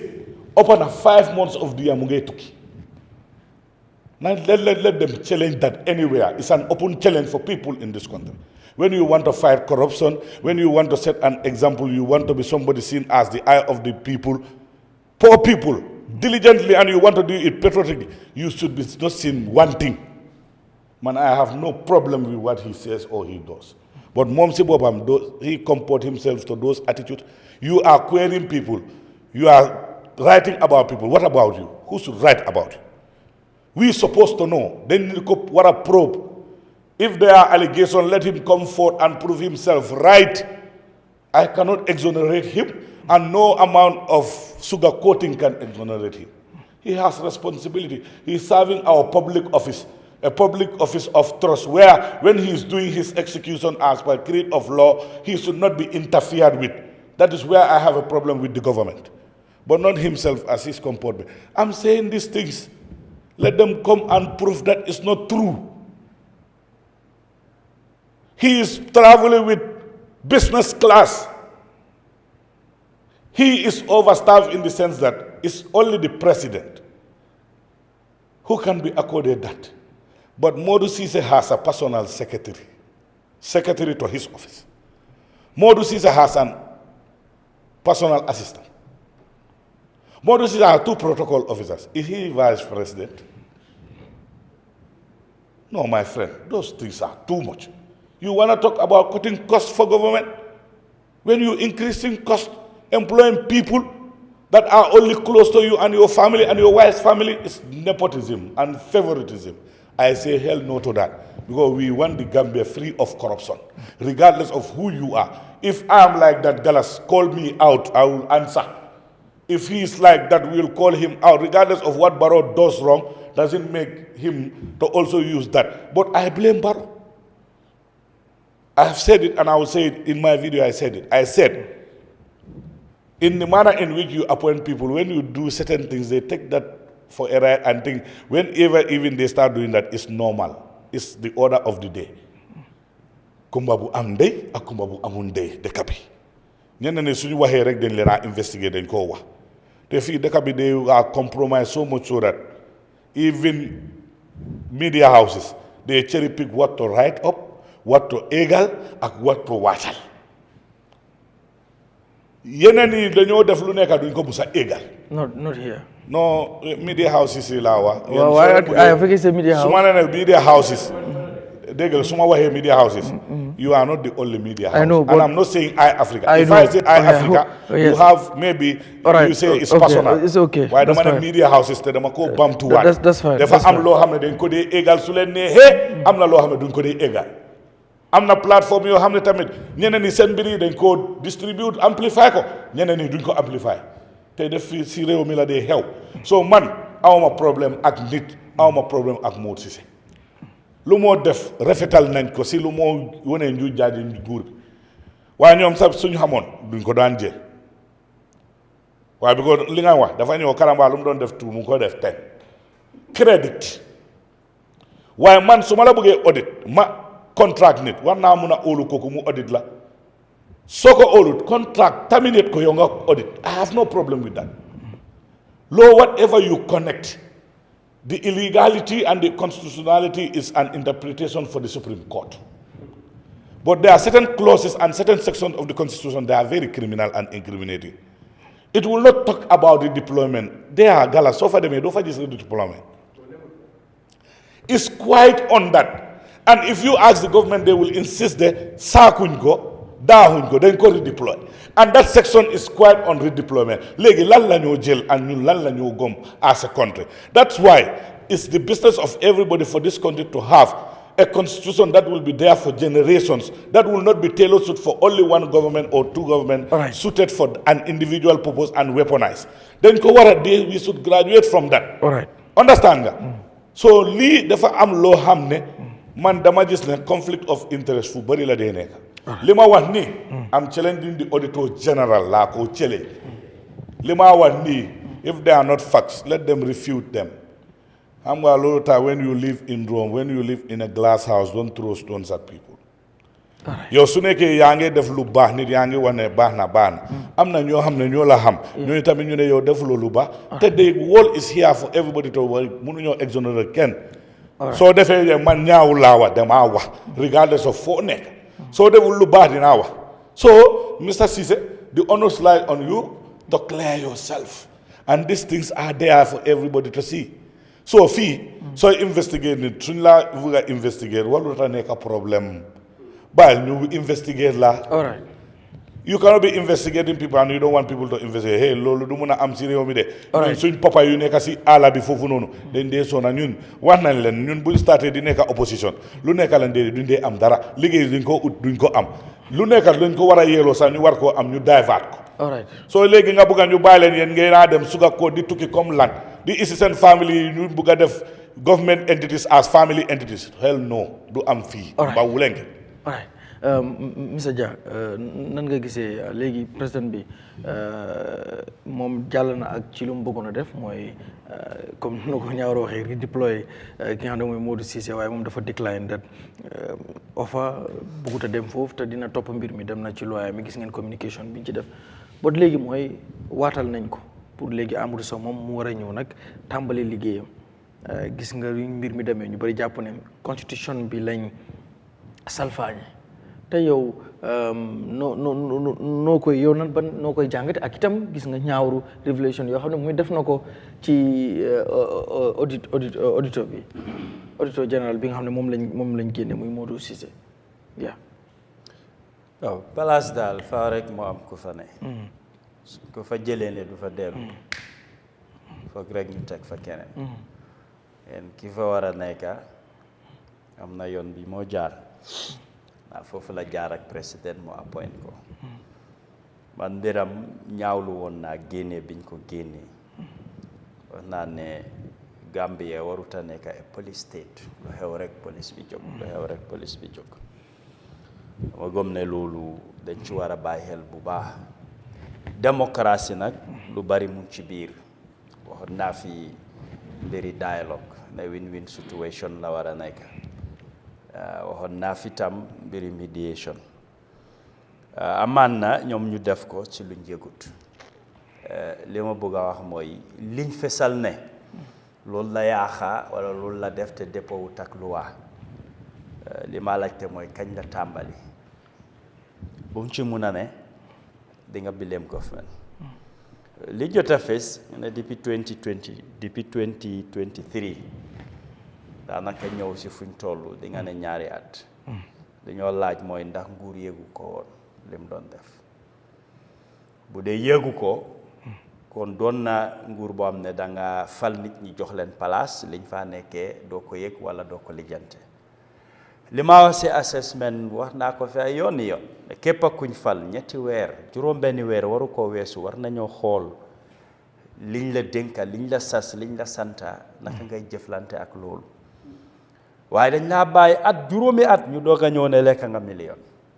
kañ la réew mi di génn ci loolu lii du guleet du mu ngee doog a xew ci moom bu dee li ñoo fesal ni yëpp lu am la dégg la du ci moom la tàmbalee te man ba tey góom naa ne ñeneen ak ñeneen ñu ngi koo def waaye ba tey ñu ngi ko seetaan di ci wee moo tax fi ma waxee mooy su dee nguur bi yëgoon nañ ko lu te jëluñ seen matuwaay ñu bàyyi ko fa ci kaw loolu su fekkee ne yëg nga ko tam nga bëgg a koo génnee foofu ne da nga koo yóbbu Minister of Trade ba tey defaruloo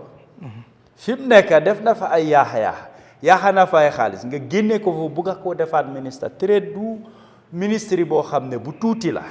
dafa am solo lool ci li nga xam ne mooy si doxalini réew mi suñu économie ci wàllu koom-koom wàllu jënd ak jaay ñi ñëw di investir réew bi bari da nga am pour jaar Trade kon su dee yëg nga lim nekkee woon fële lu tax génne ko fële ne da nga koo yóbbu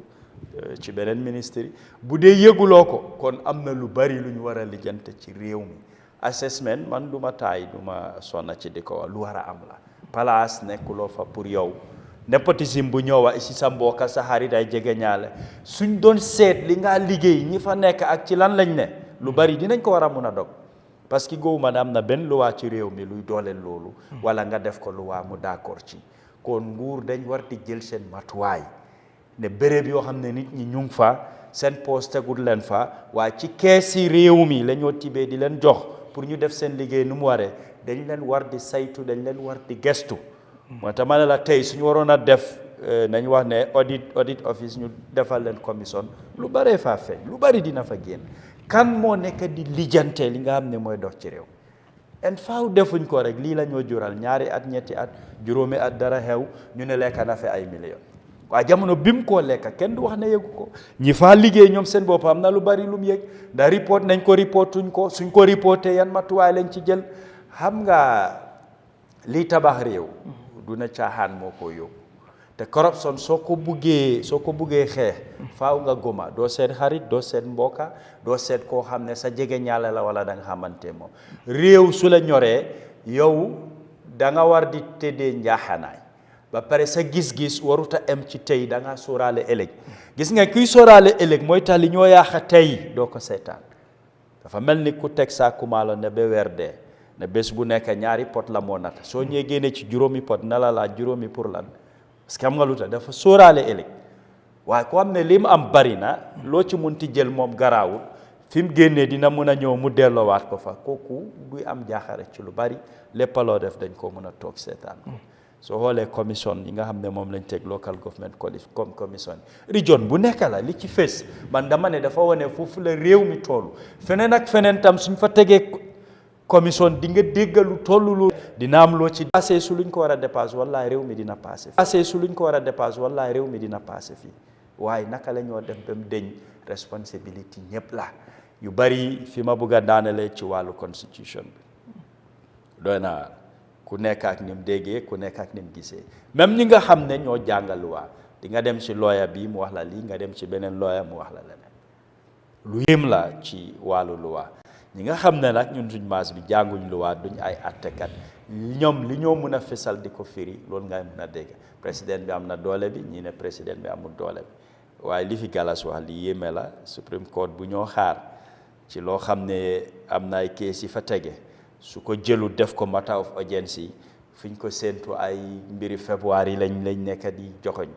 loolu doon na loo xam ne war nañoo seetaat suñ luwaa bu baax waaye su dee démocratie moom la ñoo oote ne dañ koo dundee am na yoo xam ne président bi dëgg la mun naa fal nit ki mu génnee ko waaye du place yëpp surtout luwaa wax na la lan na tax ak lan la war a def pour nga génnee ko foog naa ne foofu lañ war a gën a focus dan ne président bi rek am na doole kum dugal mu génnee ko léegi génnee na mu isi keneen ki fa nekka ndax dina def lu Modou Cissé doon def parce que président bi tey moo am doole pour mu génnee waat ko su ko génnee keneen su ñëwee tam ndax dina def liggéeyam nu mu ko war a defee président moo am doole pour mu génnee waat ko léegi checks and balances naka lañ ko mën a defee naka nga xeexee corruption boobu.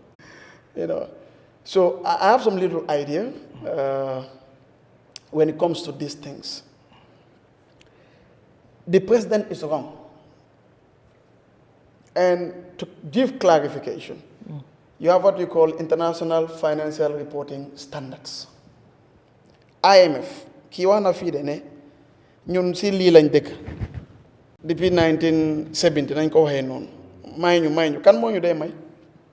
IMF bokk na si kan moo ñu dee lépp IMF bokk na si aduna si affaire yi koom-koom affaire yi xaalis am na nu mu dee demee standards ñu fa nekk part of the standards mooy International Financial Reporting Standards accounting firms ak accountants ak institutions nga xam ne finance lañ dee deal duñ dee def dara fekk yooyu noonu toppuñ ko si boobaa next time Gambia su solee dara si IMF sax dafay jafe pour ñu am ko si World Bank si yeneen si soo ñëwee si waa Gambia section 160 ba 61 dafa dooleel auditor général mu audit bépp bérém bu nga xam ne government am nañ si financial interest wala ñu ngi joxee xaalis foofu noonu te IMF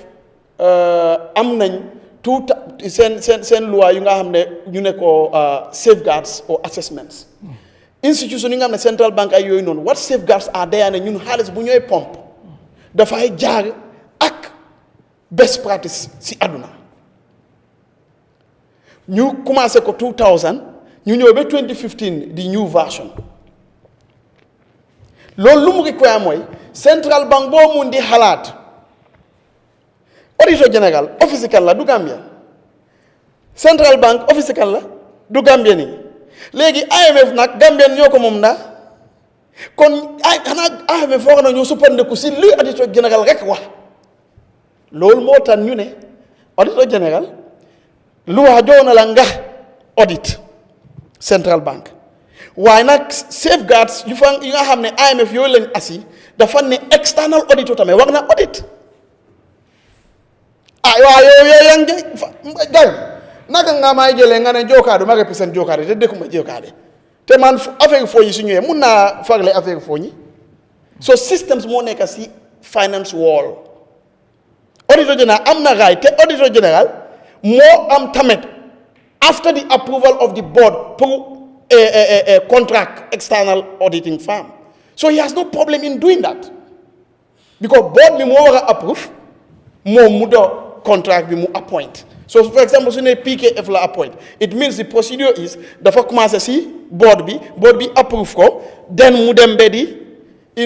moom mu decide ne ok kii la ñoo jox contract bi kooku su paree auditor général bi mu am na right pour mu auditaat waaye nag in real practice lu dee xew mooy di private auditing firm boobu noonu boobu it works on the technicalities. Moom, as Auditor General of the Gambia, is not going to duplicate any efforts. Waaye moom dafay xool ndaa suñu compliance ak suñu reporting system bi mbéngoo na ak especially suñu loi bi. So da nga gis ne system bi dañ ko def in a way that it's kind of luñ dee wax double blind. No, clinical research, we are not into that. But da nga gis ne du Gallas rek lu mu wax waaye Gallas dafa wax ñagu wax du ja xool lu Gallas wax ak lu ñagu wax pour mun a arrive at système bu nga ne dafay correct moo tax audit bi day jaar si National Assembly bi because ñooñu tamit foog ñu gestu ko ñu xool because mbir la mu nga xam ne nekkul Gambia ak moom because ñun koom-koom bu dee dugg si central bank bi koom-koom dëkk bi waaye am na koom-koom bu dee dugg mu nga xam ne dañu dee may wala dañu dee aba technically ñu jox koom-koom boobu noonu fayaagu ñoo ko moom kon am nañu daal ñu mën a xam ñooñu seen koom-koom moo tax external audit firm dañ dee mun a am pour tamit crédibilité bi bu fu nekk foofu noonu parce que Central Bank of the Gambia ak audit bi mun nañoo kompoloo transparency bi mun na si ñaaka crédibilité bi mun na si ñaaka so auditor general pour appoint loolu is international best practice la dafa méngoo ak luy xew in the finance area. That I don't see any problems with that because Auditor General Luane Munuta appoint, including Section 54 of Central Bank Act 2018. Daf ko dolel pour mu def ko lol non. So loi lu fa ne based on lima jota dega he has no problem. Why not Gambia ni nañu xol li. Je su ne dega Auditor General comme luñ nekk di waye travel na a lot def na ni nguur comme Mr Diallo ko waye. yaa ngi jox ñun suñu alal nit mu ngi koy pisik how many years Auditor General bi mu ñëwee ba léegi how many years 3 years waroo si dara mu nga def liggéeyam nga ne si nag def na ni moom si secondaire la de appoint nii yow ñoom waxuñ loolu de déedéet maa ngi jox exemple ok yow dañ lay slap daa ñu bëgg a fontu yow du jox la li nga war a liggéey nga jox ko nit ki nekkuloo di ko xool ba su waxee dëgg nga koy jéene nga koy asile ay nii ay naa te nguur bi xaw ma dañoo am sañ-sañ te mu wax na may ma rek I'm coming I know exactly where I'm going xaw ma ne nguur bi mu woo loolu moo tax ma ne xam nga ñaaw bi wax na fii ñaaw is an authority somehow su waxee lii ñu bëri mun nañ ko gëm so this is not even the issue of nguur waaye the issue of the Gambian populace accent perception. Some of these things, you really need to know that area to understand how actually it unfolds. So based on moom lu mu explain fii is best practice internationally. amul benn jumte foofu noonu demal check ci loi demal check IMF standards you know. Man I have done it. So léegi yow yeneen you are not concerned. No, I'm coming. Okay. So li ma nekk di wax mooy nguur bi for example ñu ne kii dafa def liggéey bu baax moo tax ñu ngi koy kind of elevate. waaw loolu la nguur bi wax nguur boobu noonu dafay am sañ-sañ ne auditor general dafa travel out auditor general dafa appoint si Sekunda am nañ that guts to say that. non government bi dafa gis ne kii suñ ko yóbbee si straight dina fa def lu baax because of am na xam-xam ci wàllu boobu. te def na liggéey bu baax demal xoolal di press from the release from State House. no continue. No, that's the truth. We all see. Def na liggéey bu baax. No, I'm coming. Wow. After ma continue. Acha Mr. Boja dama bëgg a contribute after nga continue. Dama bëgg a wax ne li nga wax to show you how lackluster the government is. You cannot praise somebody you don't even know. Dafa mel ni yow yaa ngi praise ko xam ne. Well, what makes you sure that the government doesn't know him? I don't employ him. I don't know. You are an authority. We here I will assume. No, I will assume if they also know it was deliberate to cover up certain things. They just like do lumwa. Aduna aknguru de dohedun. Assessment is very key component of performance. What you are saying is conflicting now. No.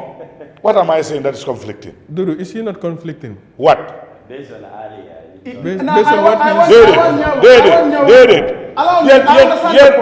yen understand len lima wax. There is nothing conflicting. I am coming. Sorry. Duru lay laajte ndax yow li nga jot a dégg si lu mu wax dafa man laa wax ne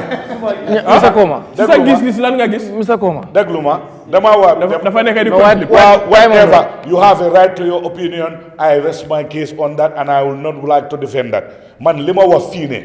I'm not qualifying what the government does. Nekkuma di wax loo xam ne tamit government lu mu war a def waaye dama laa ne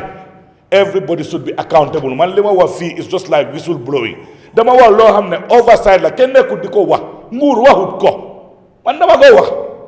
Understand that? That is not conflicting.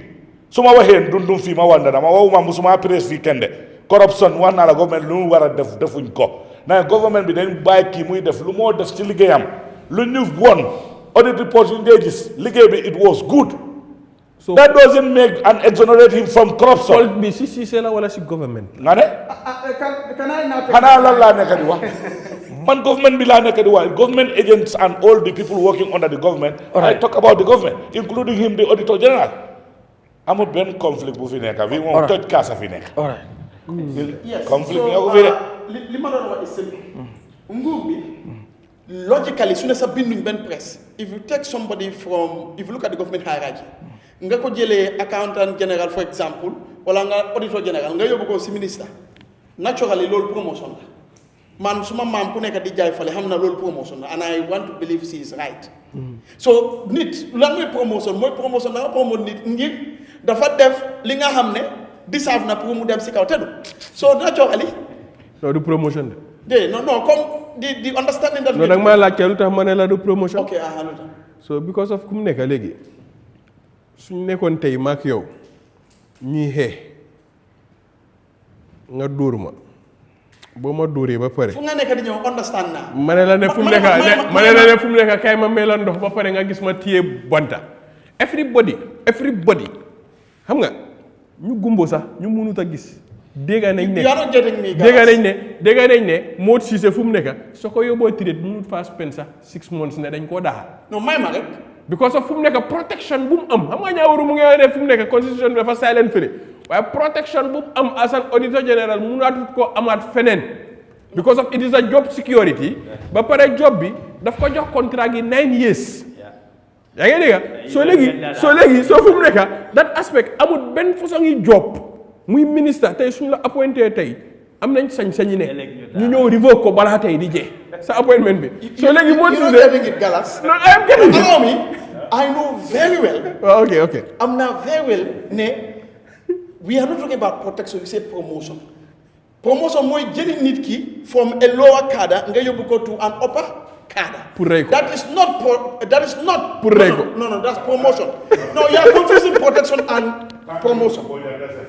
You are confusing protection and promotion. Naturally, more Cissé dañ ko promote, that's the truth. But this promotion was for him to not get the initial protection boom amount. That I agree with you. Good. But not these two terms are different. Why so you the constitution is silent. No. It's not. The constitution is never silent on anything. I can tell you, I am not a lawyer, but I can tell you there is nothing like silence. When we say silence, there is also another option. More for example, Gambia law amut. International best practice that they am. Common law practice that they am. You can see from where case precedents, judicial cases, than they hold. B, I must not outside South Africa. Nakala you could take care legally and it's with international best practice. Ask yourself, Luther, auditor being used for protection, and you say the law is silent on this. No. The drafters knew exactly what it is. They want to have a balance. So it is not necessarily silent. Yes, to me, the layman who only thinks the constitution, what it says, then that is not silent. But what it does not say is not silent. No, there are international best practices, there are common laws, there are judicial, distinct precedents and case laws. No constitution in the world can have everything. No. Who is the Minister of Trade now? It's vacant. So to come back to my track,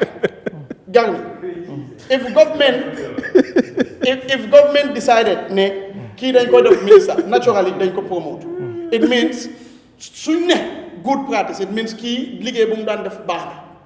moo tax ñu koy yóbbu feneen waaye ñu ñëpp xam na lu fa ne so what we want the government to tell us and Gambians to understand is this is a government bu nga xam ne today they can tell you you are bad but if they need you are very good. What were you? You understand? So luñ la ka di explain Gambia ni mooy they will come with stories. That's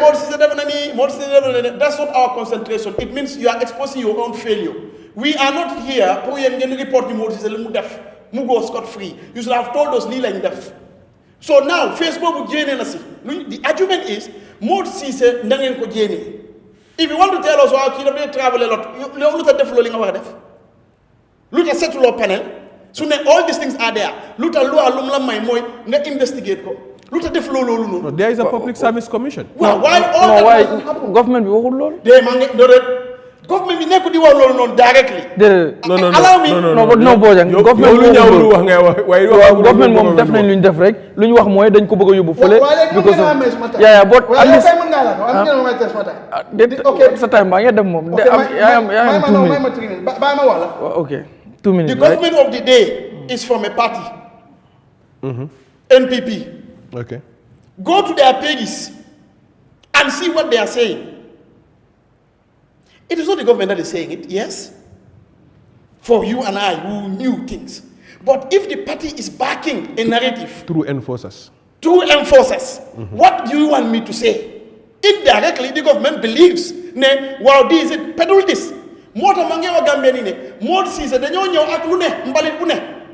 Su ne dégg la du dégg Gambia ne ñun lu ñu understand mooy loolu su ne defi na loolu weesu na because loolu lu mu wone mooy nguur bi moo fail because doo mën a appoint nit comme Proda Dia ko waaye nga bàyyi ko muy def lu ne ba time nga xam ne da ngeen am problème nga commencé di ñëw di palale di wan nii naa te loi daf la joxoon doole ne kii jagut sa yow nga jéene ko su koy jéene nit ngay def da ngay dem nga set. lii moo tax ñu war a génnee baro fii. You understand? Good. Lii moo tax ñu war a génnee baro fii. waaw because doo mën a toog ba lépp tout. nga ñëw di uti ay excuse ay nii. So this is why we are saying, man, as far as I'm concerned, li ma jot a dégg li ma jot a lii di wax boo xamee little finance you will know that Modou Ceesay lu mu def nobody is perfect but it's international best practice. Central Bank of Nigeria daf dee def everybody. It's not the auditor general alone but you need to also get external auditors. Te auditor bi moo dee appoint based on the approval of the board. So su ne def na loolu noonu there's no problem with that. Su ne travel na a million times and the government did not do any thing about that ba léegi nii is nothing to me. Government failed us and Gambians ñun lu ñu leen jot a wax si Modou Ceesay nañ jéeree baro fii so léegi man façon yi mu ñàkk a am. so loolu tam man li ma laajte lu gaaw rek pour balaa ngaa ñëw moo nekk ne su ma toogee dégg ñu ne Modou Ceesay have accumulated an amount of over $10 million through per diems, yeah? It is a narrative that is being peddled on social media. So man li ma laajte si yow ak Mr. Doudou Dia moo nekk ne su fekkee ne ndax nekkut ne government dafa teeteelu wala dafa naïf ba setut benn façon ngi threshold boo xam ne dafa wax ne ak loo munti tukki ne an amount of let's say a DG an amount of $2 million per annum threshold bi waluroo koo romba when it comes to because of tamit there are capable people within every institution. So yow succession plan su fekkee da nga ko dee bëgg a create sax I think people yu nekk sa gannaaw war nga leen di jox opportunity bi ak exposure bi du pour padiyem kase but ñuy tukki pour di gisaale yow li nga def pour ñoom it ñu mun a jël foofu. So li ma naa laaj comme yow yaa dudd moom moo nekk ne ndax fooguloon ne tamit ne government waroon na di am benn façon ngi threshold boo xam ne nii based on ne ok DG waruloo passé 3 millions per annum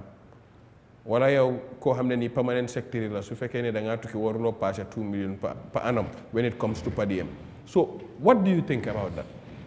You see, governments of Africa, including this borough, they are scams. All right, Mr. They are scammers. No, nañ want to dig. I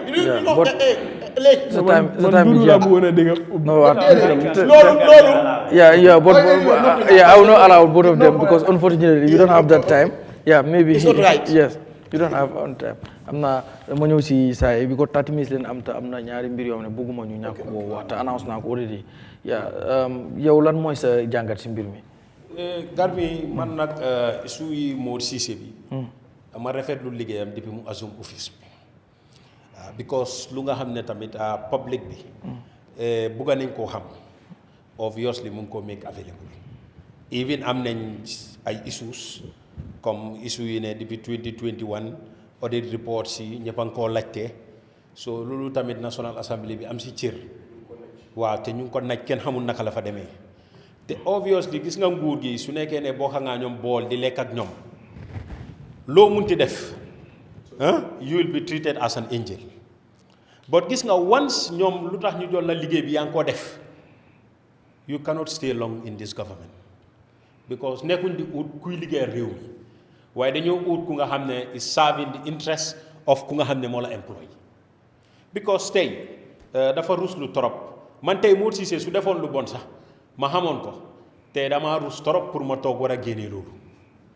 because dafa wane ne man maa ko gën a bon because dafa nuroo ne président bi as far as laalutoon ko ñun duñ doon musa dégg A B and C and D kon loolu war naa laajte ñun which kind of citizens are we because tey lu ñu wax mooy dëgga because tey Barrow mën naa wax nguuram yépp man sooy seet ministre mi si kaw ba si suuf su passé minister of higher education he is doing very well excellent job but this auditor general tamit kii nekk na ku nga xam ne Gambien si am nañ yaakaar si moom te obviously kuy def liggéeyam tamit Barrow teg naa ne lu mu waroon sax mooy pour seet naka la moo su nekkee ne oo na kii already comme ni nga ko waxee te man sayti Mor Ceesay laa gëm man moom laa gëm because problème bi mooy kuy génn di wax si turi nguur yaaga nañoo wax lu nga xam ne amut te kii nag mosu ñoo dégg mu wax ñu lu nga xam ne amut kon nag gëm su amee man ay prefer to gëm lu Mor Ceesay wax dan lu minister of information wax because yaaga nañu fee wax lu nga xam ne amut full minister of information so which is very disgraceful so léegi nag loolu su waree dem ba am sax ñëpp accept nañ ne Mor Ceesay lu moo def is doing a very good job how many Gambians ñoo fa nekk ñu nga xam ne mën nañoo mount that ministry of trade because kii dem fa du tax mu survive for even a week loolu everybody can see it waaye problème bi mooy gannaaw léegi case bi dem na ba àgga court man xam naa ne moment Yaakumba Jeyte seen case bi different na but mun naa laa wax ne am naa yaakaar ne the outcome is going to be the same comme buñ génnee Yaakumba at the end of the day Yaakumba dafa delluwaat te man gëm naa ne kii dina delluwaat because suñ ko génnee obviously koo si dégg muy wax wala consultation boo def obviously dinañ la wane kii am na ground pour mu delluwaat back to his work kuñ jota isi nag Barrow am na yaakaar ba moom bugga koo replace as auditor general kii already wane na ne who is he because yow ku nga xam ne da nga assume office even yow waataguloo sax ñu gis yenn action sooy def no yes but yes no su la ko mayee naa wuro aral non dama bëgg nga may ma rek benn no my understanding subordination booy jéem a explain non dama problème bi mooy ku nga xam ne even assume agul full authority because so waatee that is the time we can be entrusted with the office dama bëgg a wax mooy ne Ibrahima may ma 1 minute Mr. York is not an employee of Mor Ceesay. Mr. York is an employee of the National Audit Office. That is a fact. He is not the appointee. He is not the one appointed. Yes. He is a director. Yes. When the change happens at the helm, he has no right to be insubordinated to the new Auditor General. Lolo do ligue. Did it? Yes. Wait, my friend. Wait. Yes. Mr. York's claims. Absolutely. What? Evaluation is what we should all bow to.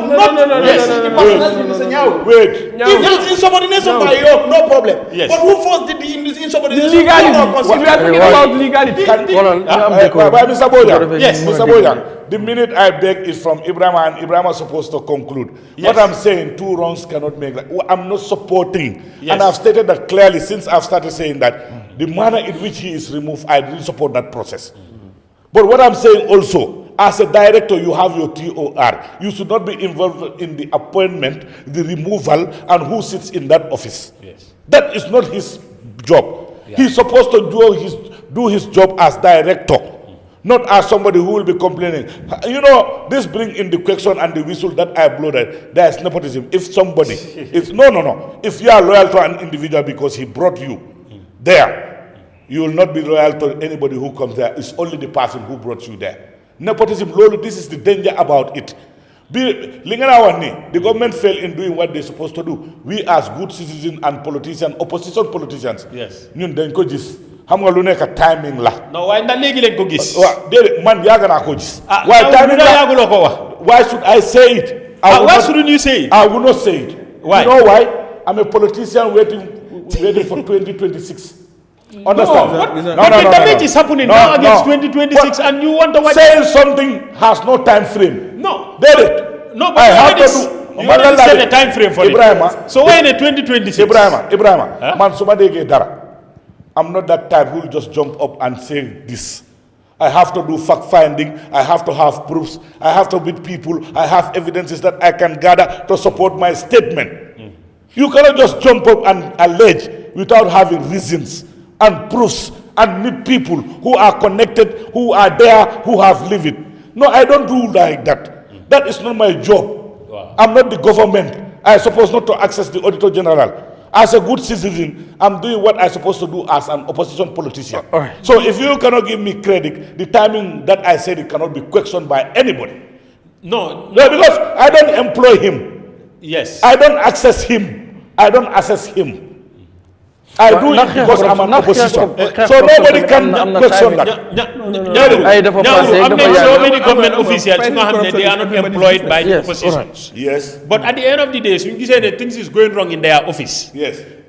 Obviously come your lower because now against 2026. Yes. More than manelane Luyahu Wartor am time. But it's the same government that recruited Caesar from Attorney General bypassing all the competent people that were in the audit office. Wow. Why? The government head hunts people. No, this is the problem. What? All right. I think we need to move on. That is left to the government to say. It's not my business. I can't defend okay. So, please. I can't defend this.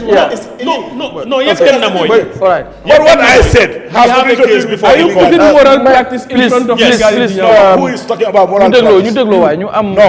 didn't talk about moral practice. I'm talking about what is going wrong in that office, whether you believe it or not. Do you know what is wrong in that office? It's okay, Mr. So coming to bypass and saying York should go home because so being there itself was illegal because he wasn't. York also been insubordinating to something that is not his business. He was insubordinating to something that was illegal. That's okay. Man, that is all. I told you, Gallas, that all is not my business. What is my business? Is what is happening there. Yes. And I said it. Legality should be your But I said the illegality. I said, what do you want me to say more? You are choosing sex. All right, it's okay. No. It's okay. I'm not choosing side. Please, like you people have to choose side. You say, Auditor General must do this, and you don't know this side of him. Okay, investigate. All right, no, over the past 2-3 years, ñun ci liggéey boobu lañ ko nekk di ko assist. And we are happy with liggéey bu moo def. All right. Obviously, dañ bëgg pour mu continuer the same job. That's fine. Te man dama gëm ne kii su ñëwee this man bu jógee sworn in Charles. He is going to be compromised already. Because lu nga xam ne Barrow amutoon ko si Cissé loolu la Barrow di am si kii. All right. Te ñun nag we don't want that Gambia and that is the problem. All right, that's fine. Okay. 25 government officials allegedly denied visa by USA comme dañu waroon a dem si United Nations General Assembly pour dem.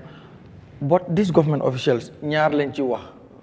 lañ ci tudd ku ci mel ni presidential adviser Mamadou Sabally ak Ndiogou Ba xamuñ ndax ay ministres dañ ci bokk. But ñun fu ñëw am na jëkkër bu si bokk ak seetam bi. bu fekkee ay ministres dañ ci bu fekkee ay ministres dañ ci bokk pour suñ diplomatie bi laay war a xool léegi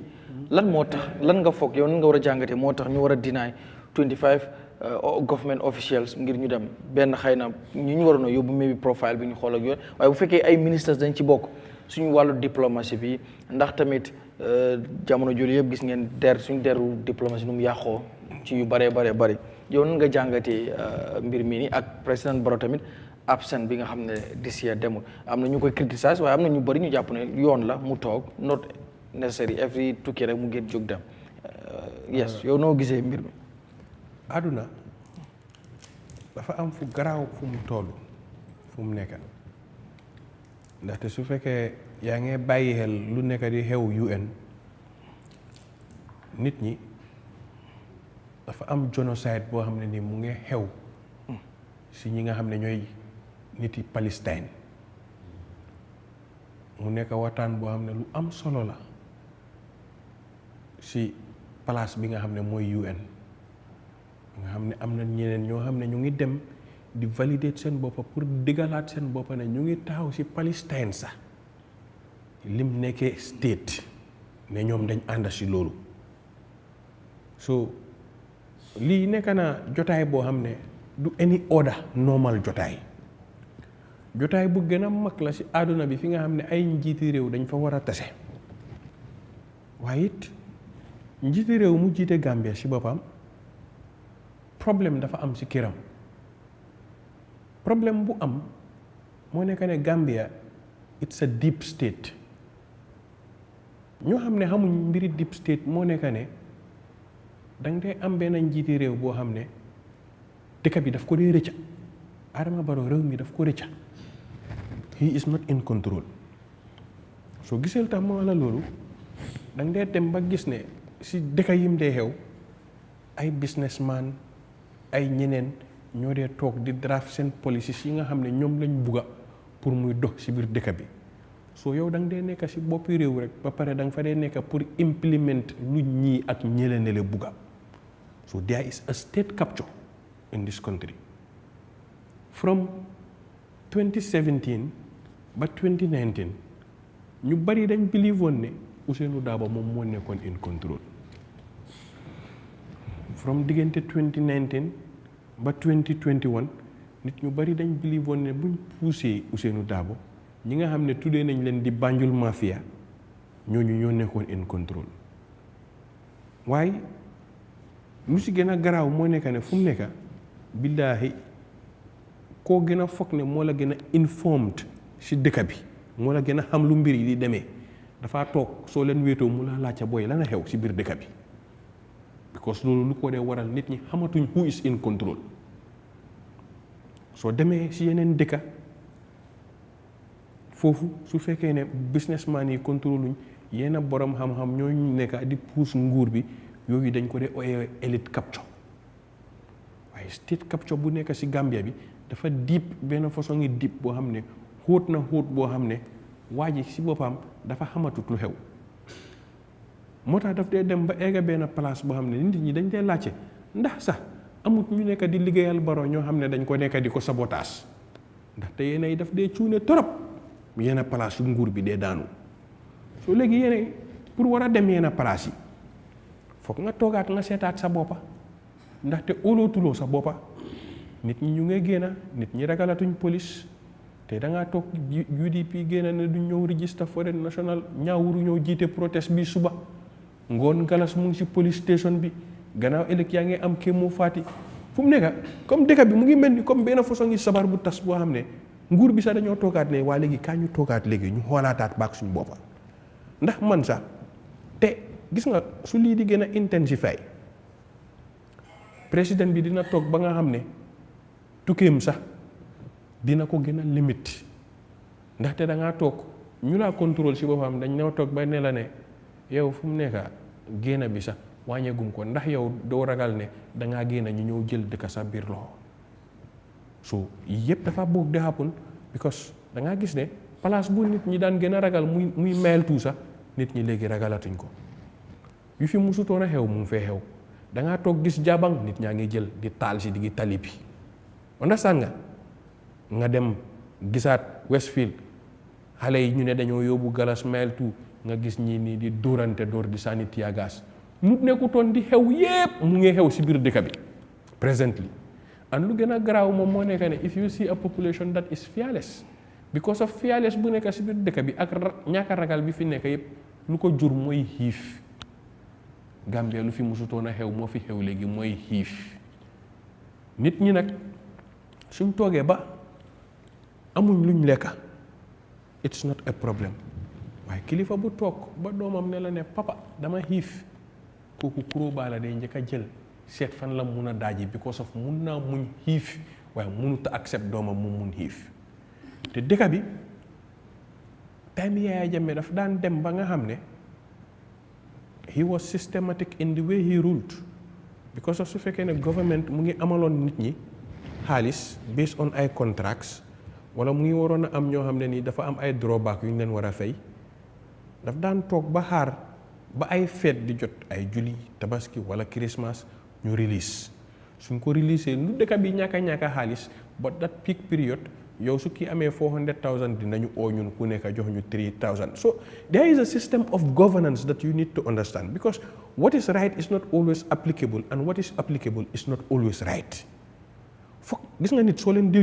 leen di jiite foog nga understand nit ñi seen psyche ak nuñ dee xalaatee ak seen bugga soo dem nañ yaa ngi xool ne ñu bari léegi dañ leen di reject léegi ñu daan dem because nguur bi dafa am yim yaagaa def bari na ñoo xam ne dañ leen daan jël di leen yóbbu UN America ne dañ leen daan yóbbu rek for the visa sake suñ demee ba pare ñu toog fa duñ ñëwaat Gambia am na fi ñaata UN General Assembly yoo xam ne gis nga ba pare yëpp dëkk yooyu dañ ko dee bàyyi xel di ko account for Gambian Embassy toog na fi beneen dëkk foog naa Angleterre nga xam ne dañ daan génnee fii cigarette in grosses di ko yóbbu foofu noonu di ko jaayee si Gambian Embassy bi nga xam ne da ngaa dem si palanteer bi di fa ñëw because of ñu doon make foofu noonu xaalis profit understand nga you can do a follow up in these things here and you see ne our level of diplomacy nekkut ne dafa toog rek benn fan mu daanu de gis nga yu bari dafa happen gis nga yu bari dafa happen ba nga xam ne léegi fu mu nekk da ngaa toog lu nekk léegi dafa bugg di yónni vice président bi lu nekk dafa bugg di yónni vice président bi ba pare da ngaa dem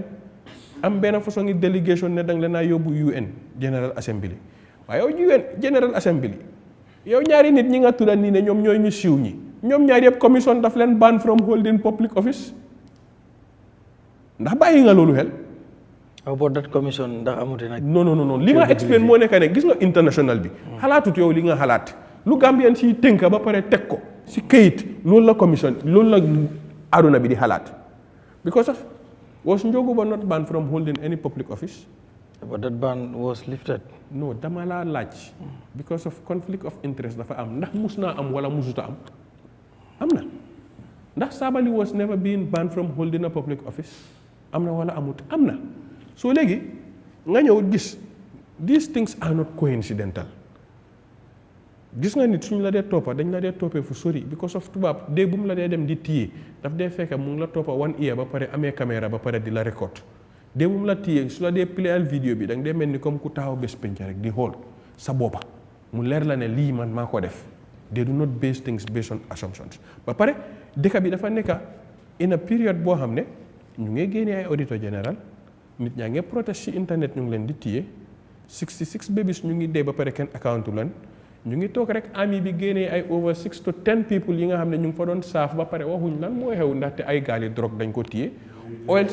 oil scandal mu ngay happen ñu ngay jël ay foreign nationals yoo xam ne nii dëkk boo xam ne mënut maa jox man ak yow ID card ñu ngay génn si biti di dem uti ñeneen ID card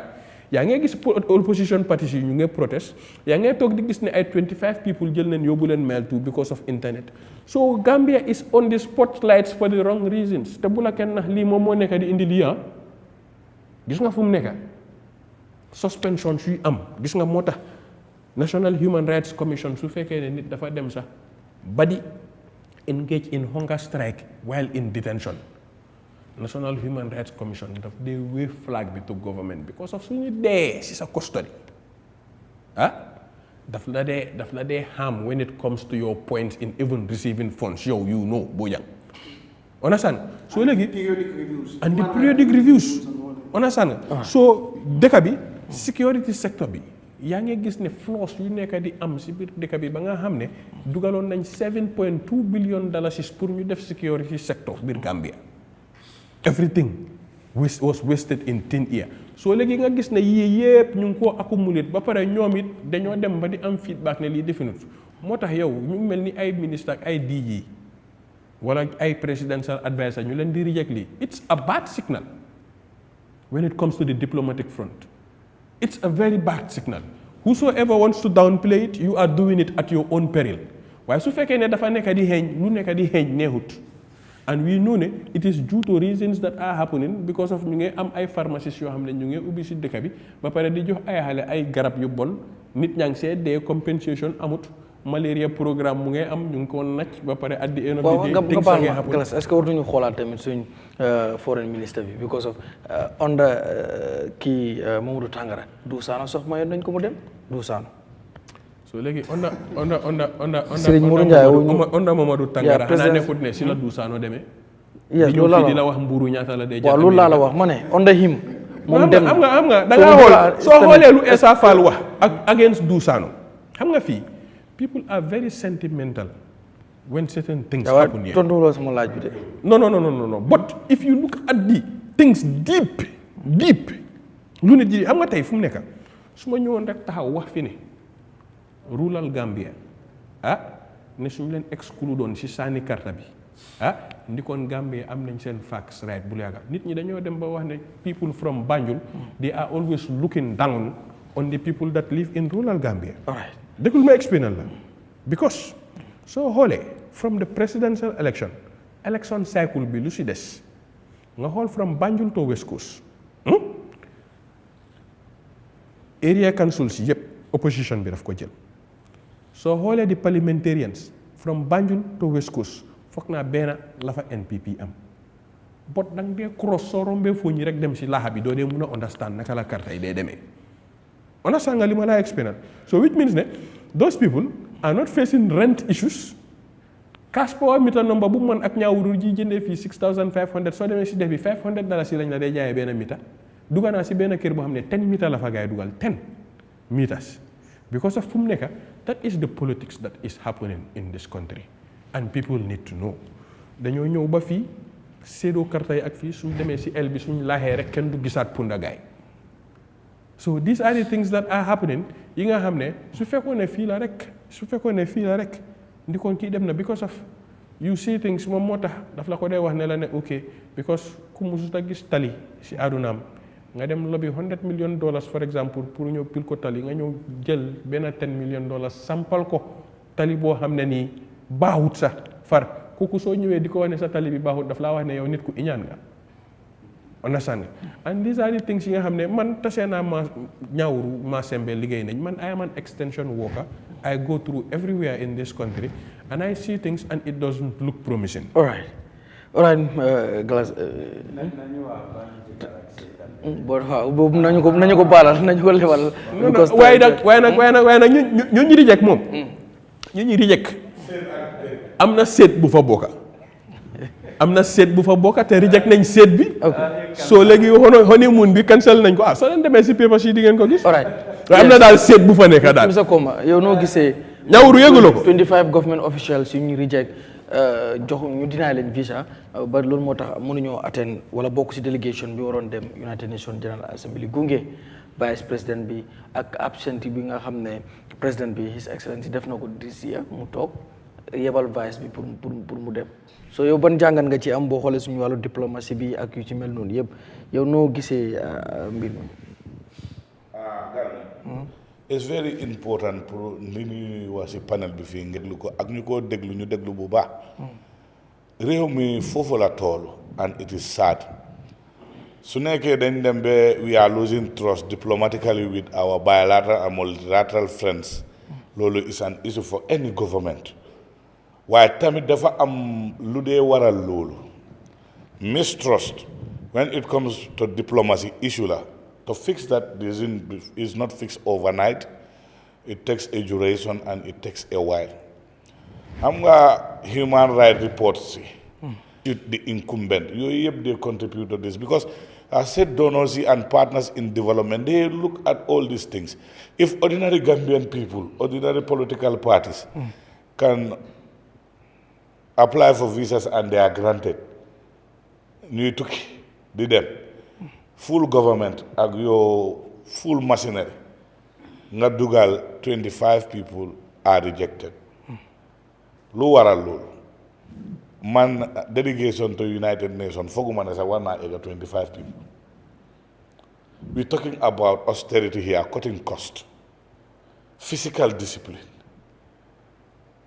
if the president goes, some cabinet ministers goes, some key components of our economy, yoo xam ne nekkuñ di do fine. So that when they are having these head of state meetings, they can have multilaterals and bilaterals with their colleagues and other international institutions and organizations to bring development to this country. At times people will overlook that. It is not like it's a business entity or it's a process bo use for other people like Gallas lum alude fine dafa am góor boo xam ne ak seetam bi yow planuloo dara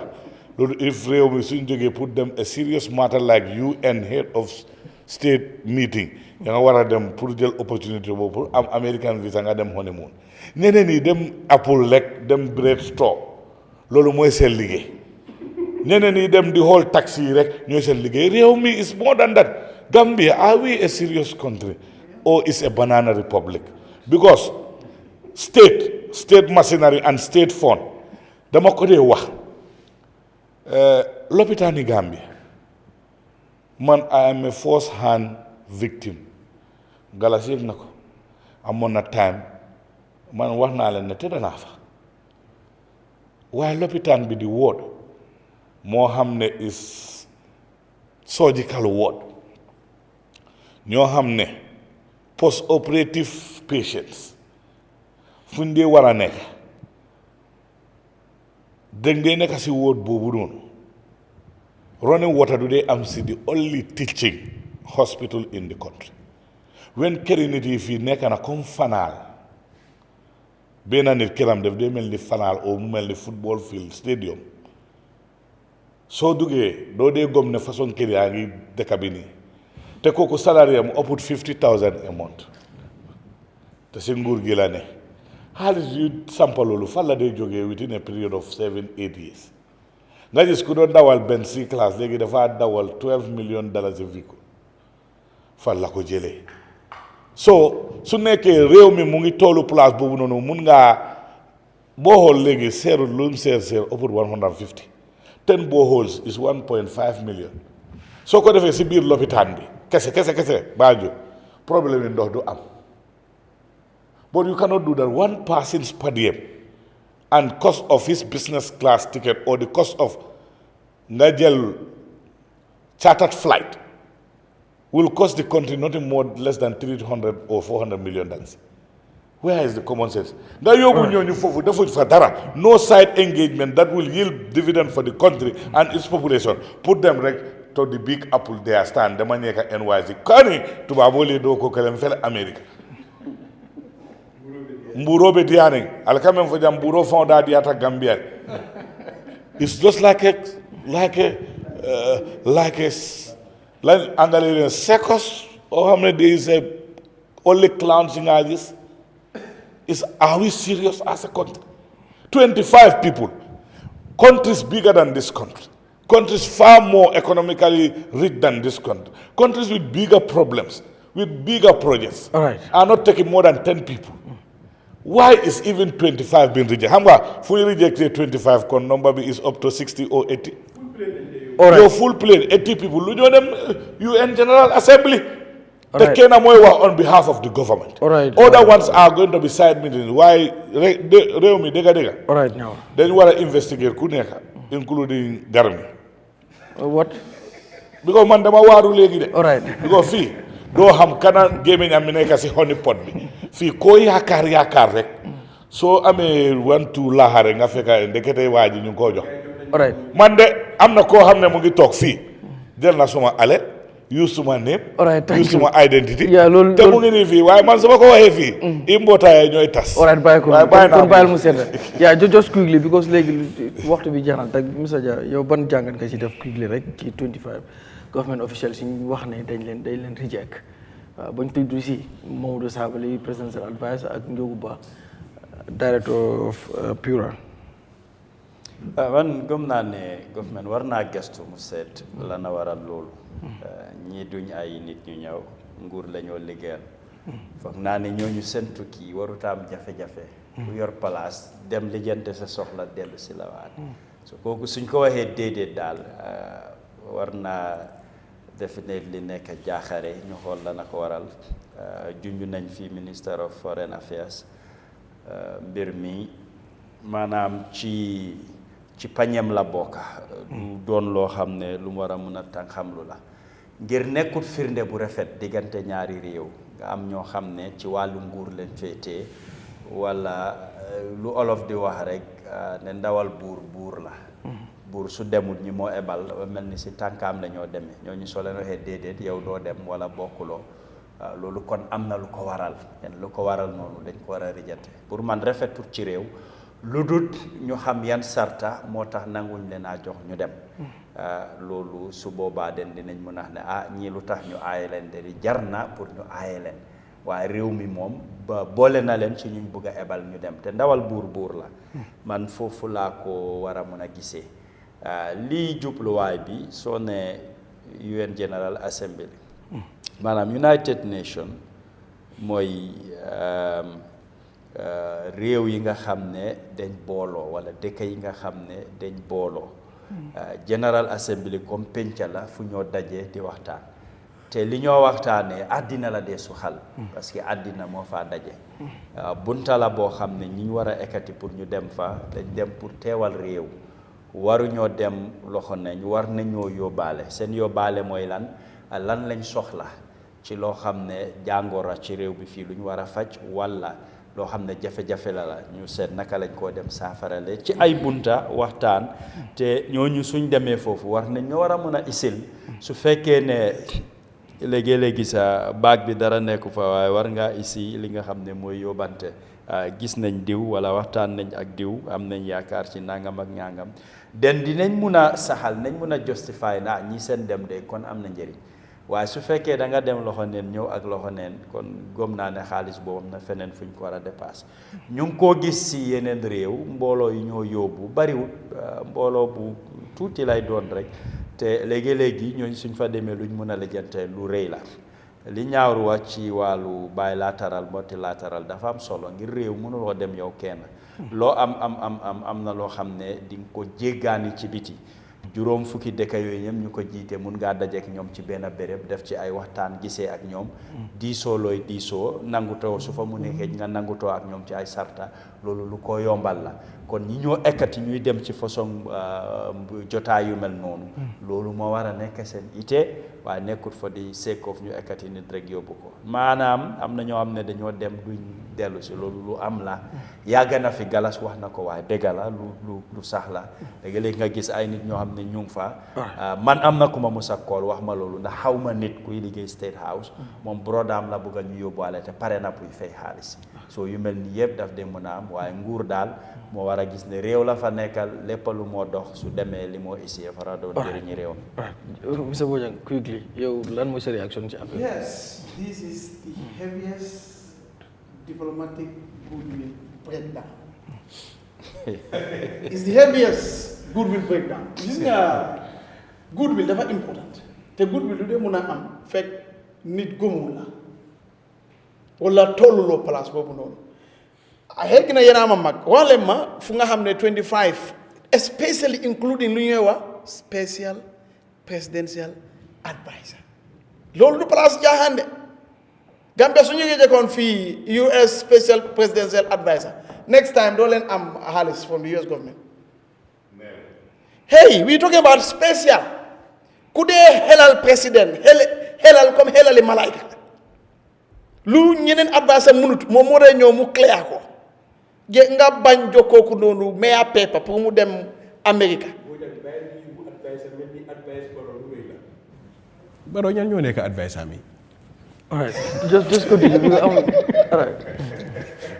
So for me, no, from a nationalistic. He's talking from the office. Yes. Not the person, the Yes. office. From the nationalistic perspective. I'm just. America bu ñu yab.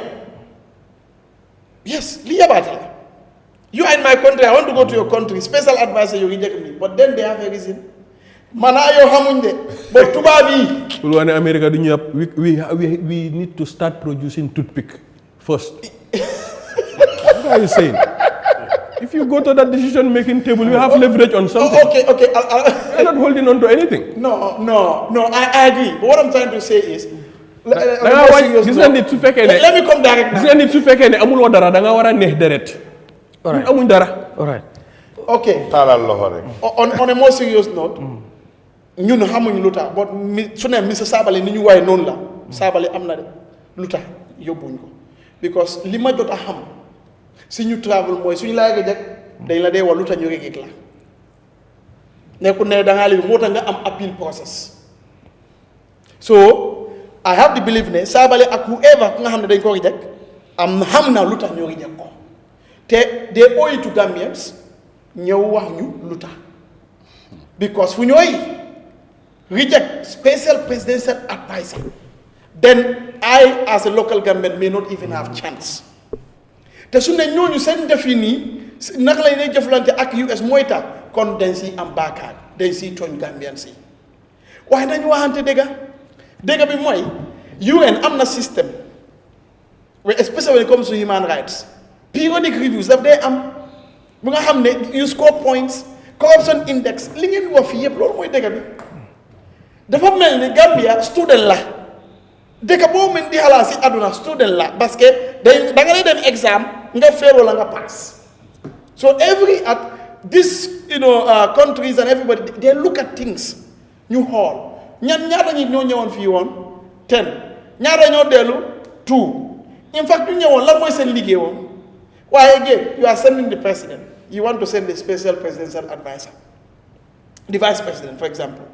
loolu is a red flag in my opinion because come on the vice president the delegation cannot carry that much weight compared to the president leading it you instead can of the see vice a lot of red flags as far as I am concerned waaye léegi laa xam ne su ne li ma jot a xam loolu mooy am mooy suñu la jëkkee dégg la dee wala lu tax ñu ngi jëkk la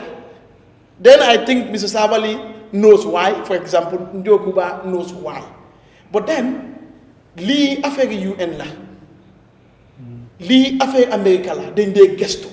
moo tax Mr Dia daf ko dee wax all the time ne dañoo war a di def assessment suñu boppa dafa important. The price floor alone can allow Njoku absolutely not to be. absolutely because da nga gis ne nit ñi dañoo ne déedéet dafa seeg Njokuba moo jiite loolu noonu. ñu téye nit ñi moom di next month mu ne mu dafay dem America di kili. ok man leeral dara rek loolu mun na tax. man leeral dara rek si internet bi balaa ngaa ñëw moo nekk ne su fekkee dem nga Sénégal as low as 3000 francs $320 da nga dee mun a am 30 gigabytes with expresso as low as $2500 $270 da nga dee am 24 gigabytes with Tigo which means ne $350 da nga dee mun a am 30 gigabytes mënuloo koo use ñaawuru in a month dafa mel ni every day da ngaa use 1 gigabyte so which means ne Sénégal $350 da nga dee mun a am 1 month internet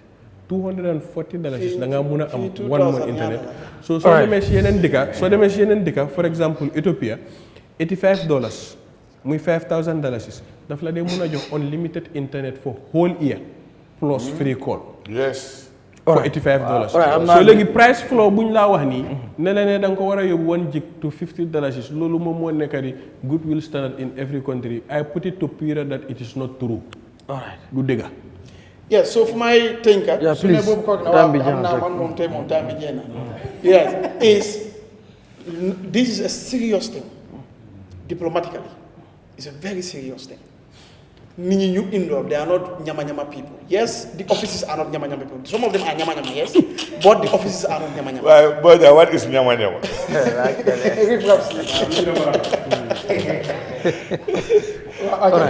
yes Mr Niang waaw gar bi lu jot a am moom dafa ruslu trop spécialiste suñu réew because tamit spécialiste suñ tuddee di presidential office mboolem ku nga xam ne is in relate to it rek suñ demee ba diison yu mel ni ñu jël ko si moom rek diison bi dafay bigger than kooku because at the end of the day dëkk bi la ñoo wax man suma booba dama rusoon sax pour CA yu demee nii ne suñu special advisor lañ reject the office of the president including ñeneen dama ko rus because problem bi mooy whatever is in the internet it stays there for life so te yu mel nii dafay am in the future dafay mun a am so many negative effects yu nga xam ne tamit xam nga maybe dinañ ko jonkuwante so mu daw yaram trop waaye lii lu Gambien si yaagaa jooy la even suru dini especially when it comes to the number because most of them knew them tamit do gis reason of them going because at the end of the day it's very important and li waruñ ko only limit to these people ne when they come back they should report but even those yu nga xamne tamit ni nga use public office to travel at the end of the day when they come they hold it to the nation at this ñu xam sen travel si what benefit does it bring to the Gambian people why xam nga no one knows at the end of the day nga tukki fly fi for over 5 years ken xamut luta ngay dem ak luta ngay ñew so it's very embarrassing waaye dama gëm ne tamit diplomatic breakdown am na because especially with this new foreign affairs minister man moom I don't know but I don't have that much faith in him especially when it comes to that office so dama gëm ne daal obviously tàngara mu fa nekkoon in everything that one can say lii mënoon naa am lu jiitu at least ba nga xam ne even su nekkee ne duñ dem sax maybe dina am neneen nu moo ni nga koo présenté as a country dan ne dañu reject so dama gëm ne he has lot of job to do waaye at the same time xam nga nit koo jëlee from nowhere from defense obviously xam nga isi ko fu nga xam ne what is needed from that individual is diplomacy so yu bari dama gëm ne he is learning on the job xam nga te it's going to take time toppuloo affaire yi de no haral toppuloo de Tangara saw this coming what led to Tangara sacking what did Tangara said the last time he said that we should bet the people that we do send to these foreign offices this Delon Jukal thing that was what Tangara was saying and he got sacked Garmi si affaire yi Barrow si affaire yi président Barrow lu tax demut because Barrow gis nañ ko even UN General Assembly bu mu doon daw Barrow mi ngi yaataa yu mbee réew mi yëpp understand so man daal teg naa ne is very important tamit ñu xam lu tax demut especially si situation bu demee nii because Barrow dem fa is not only going there for the Gambia because remember he is the chairperson for naka la waat sax OIC how many I understand te dafa am certain calls yu nga xam ne understand dañ expect woon ne Barrow moom si boppam moo waroon a taxaw foofu xam nga am yenn advocacy yu defa how many I understand one of the biggest key gathering but you no it's the biggest not the biggest one of the biggest but yes waaw waaye xam nga loolu is a missed opportunity from Barrow's side because problem bi tey soo bàyyi xel problème bi ñu fa nekk di wax yëpp non because xam nga lu tax he is the president and he is the president one Barrow ñaari carte la faa sol he is the president one he is the chairperson of the OIC xam nga ne sax te soo bàyyi xel sax problème su délégué non waaw xam nga léegi vice président is Barrow non ute na de non vice président is there on behalf of the president. That is it. Okay, so what we want is for him to come, for him to go. How many? No, how many Garmi? Within 10 days, Barrow Munuta dem. Within 10 days interval. Unfortunately, time bija ay tiagas ñu ngi taga fi ñi ñu ngi tal ay puna. So I don't know. Barrow mi ngi drum de mi ngi rum Gambia. Before Sabla during this period. So next Wednesday. All right, that's fine. And international okay, Gallas, just quickly, like, man closely. All what you do this, there's something else also going on. You know, the Gambian community in the diaspora, they play a key and a very important role when it comes to checks and balances on the government. They also whistleblow. Tell the guys, you see these people coming from the Gambia, the entire some have not even government servants. They just man fima buga tejé because tejewuma pour sen UN General Assembly man fima tejé mom mo nekane unification because ku nekk ci ruling Gambia ñeta fi nekk when it comes to the political space is the ruling class, the opposition and the CSOs. Ruling class bi so len falé tay sax sen only agenda is re-election motax ay tore kafu la ñoo o téré kafu women kafu opposition bi so len suñ togué tay sen only mata buga address mom mo nekk pour to be in power. Ruling class re-election la kay am agenda, opposition ñom falu lañ am agenda, but ñun CSO yi ak nu munti démé ñun we stay by it irrespective of who comes in power or not. And the only important part here that I see is we only have GALA and Team Gomsa Bopa as people who believe in street advocacy. The rest of the CSOs, as I might call them, a whole lot of them are things there. So lima buga wax mom mo nek ne Killer Ace came to GALA because of me. El Tigo came to GALA because of me. They came to GALA's rescue because of me, because of I have been comrades with them for way too long. People have been spreading rumors. People have been coming up with unsubstantiated hate. But people do believe in people that have stayed for too long in this fight. And we have a country to liberate. Thank you. So man lima neka di wax mom mo neka ne na ñepp ñew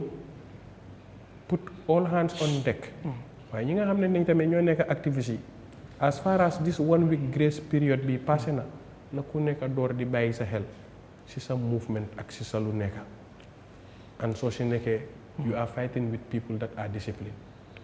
The government, in as much as they are corrupt, they do everything with discipline. In as much as they have the police command and everything they do it with discipline. So you cannot fight them and win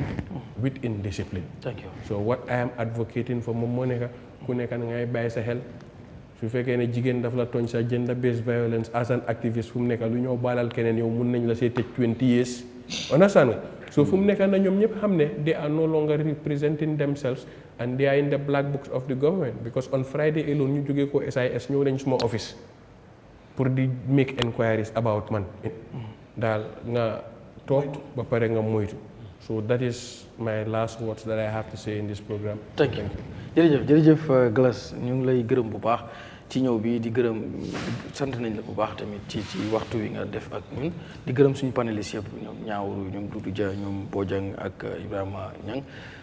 di gërëm suñu yeneen panélistes yi nga xam ne tamit ñu ngi toog di seetaan ak yéen ñuy seetaan bu baax di jégalu ci ñàkk ubbi bu mu jokkoo gis nga tey yuñ nasoon yëpp mënuñ koo indi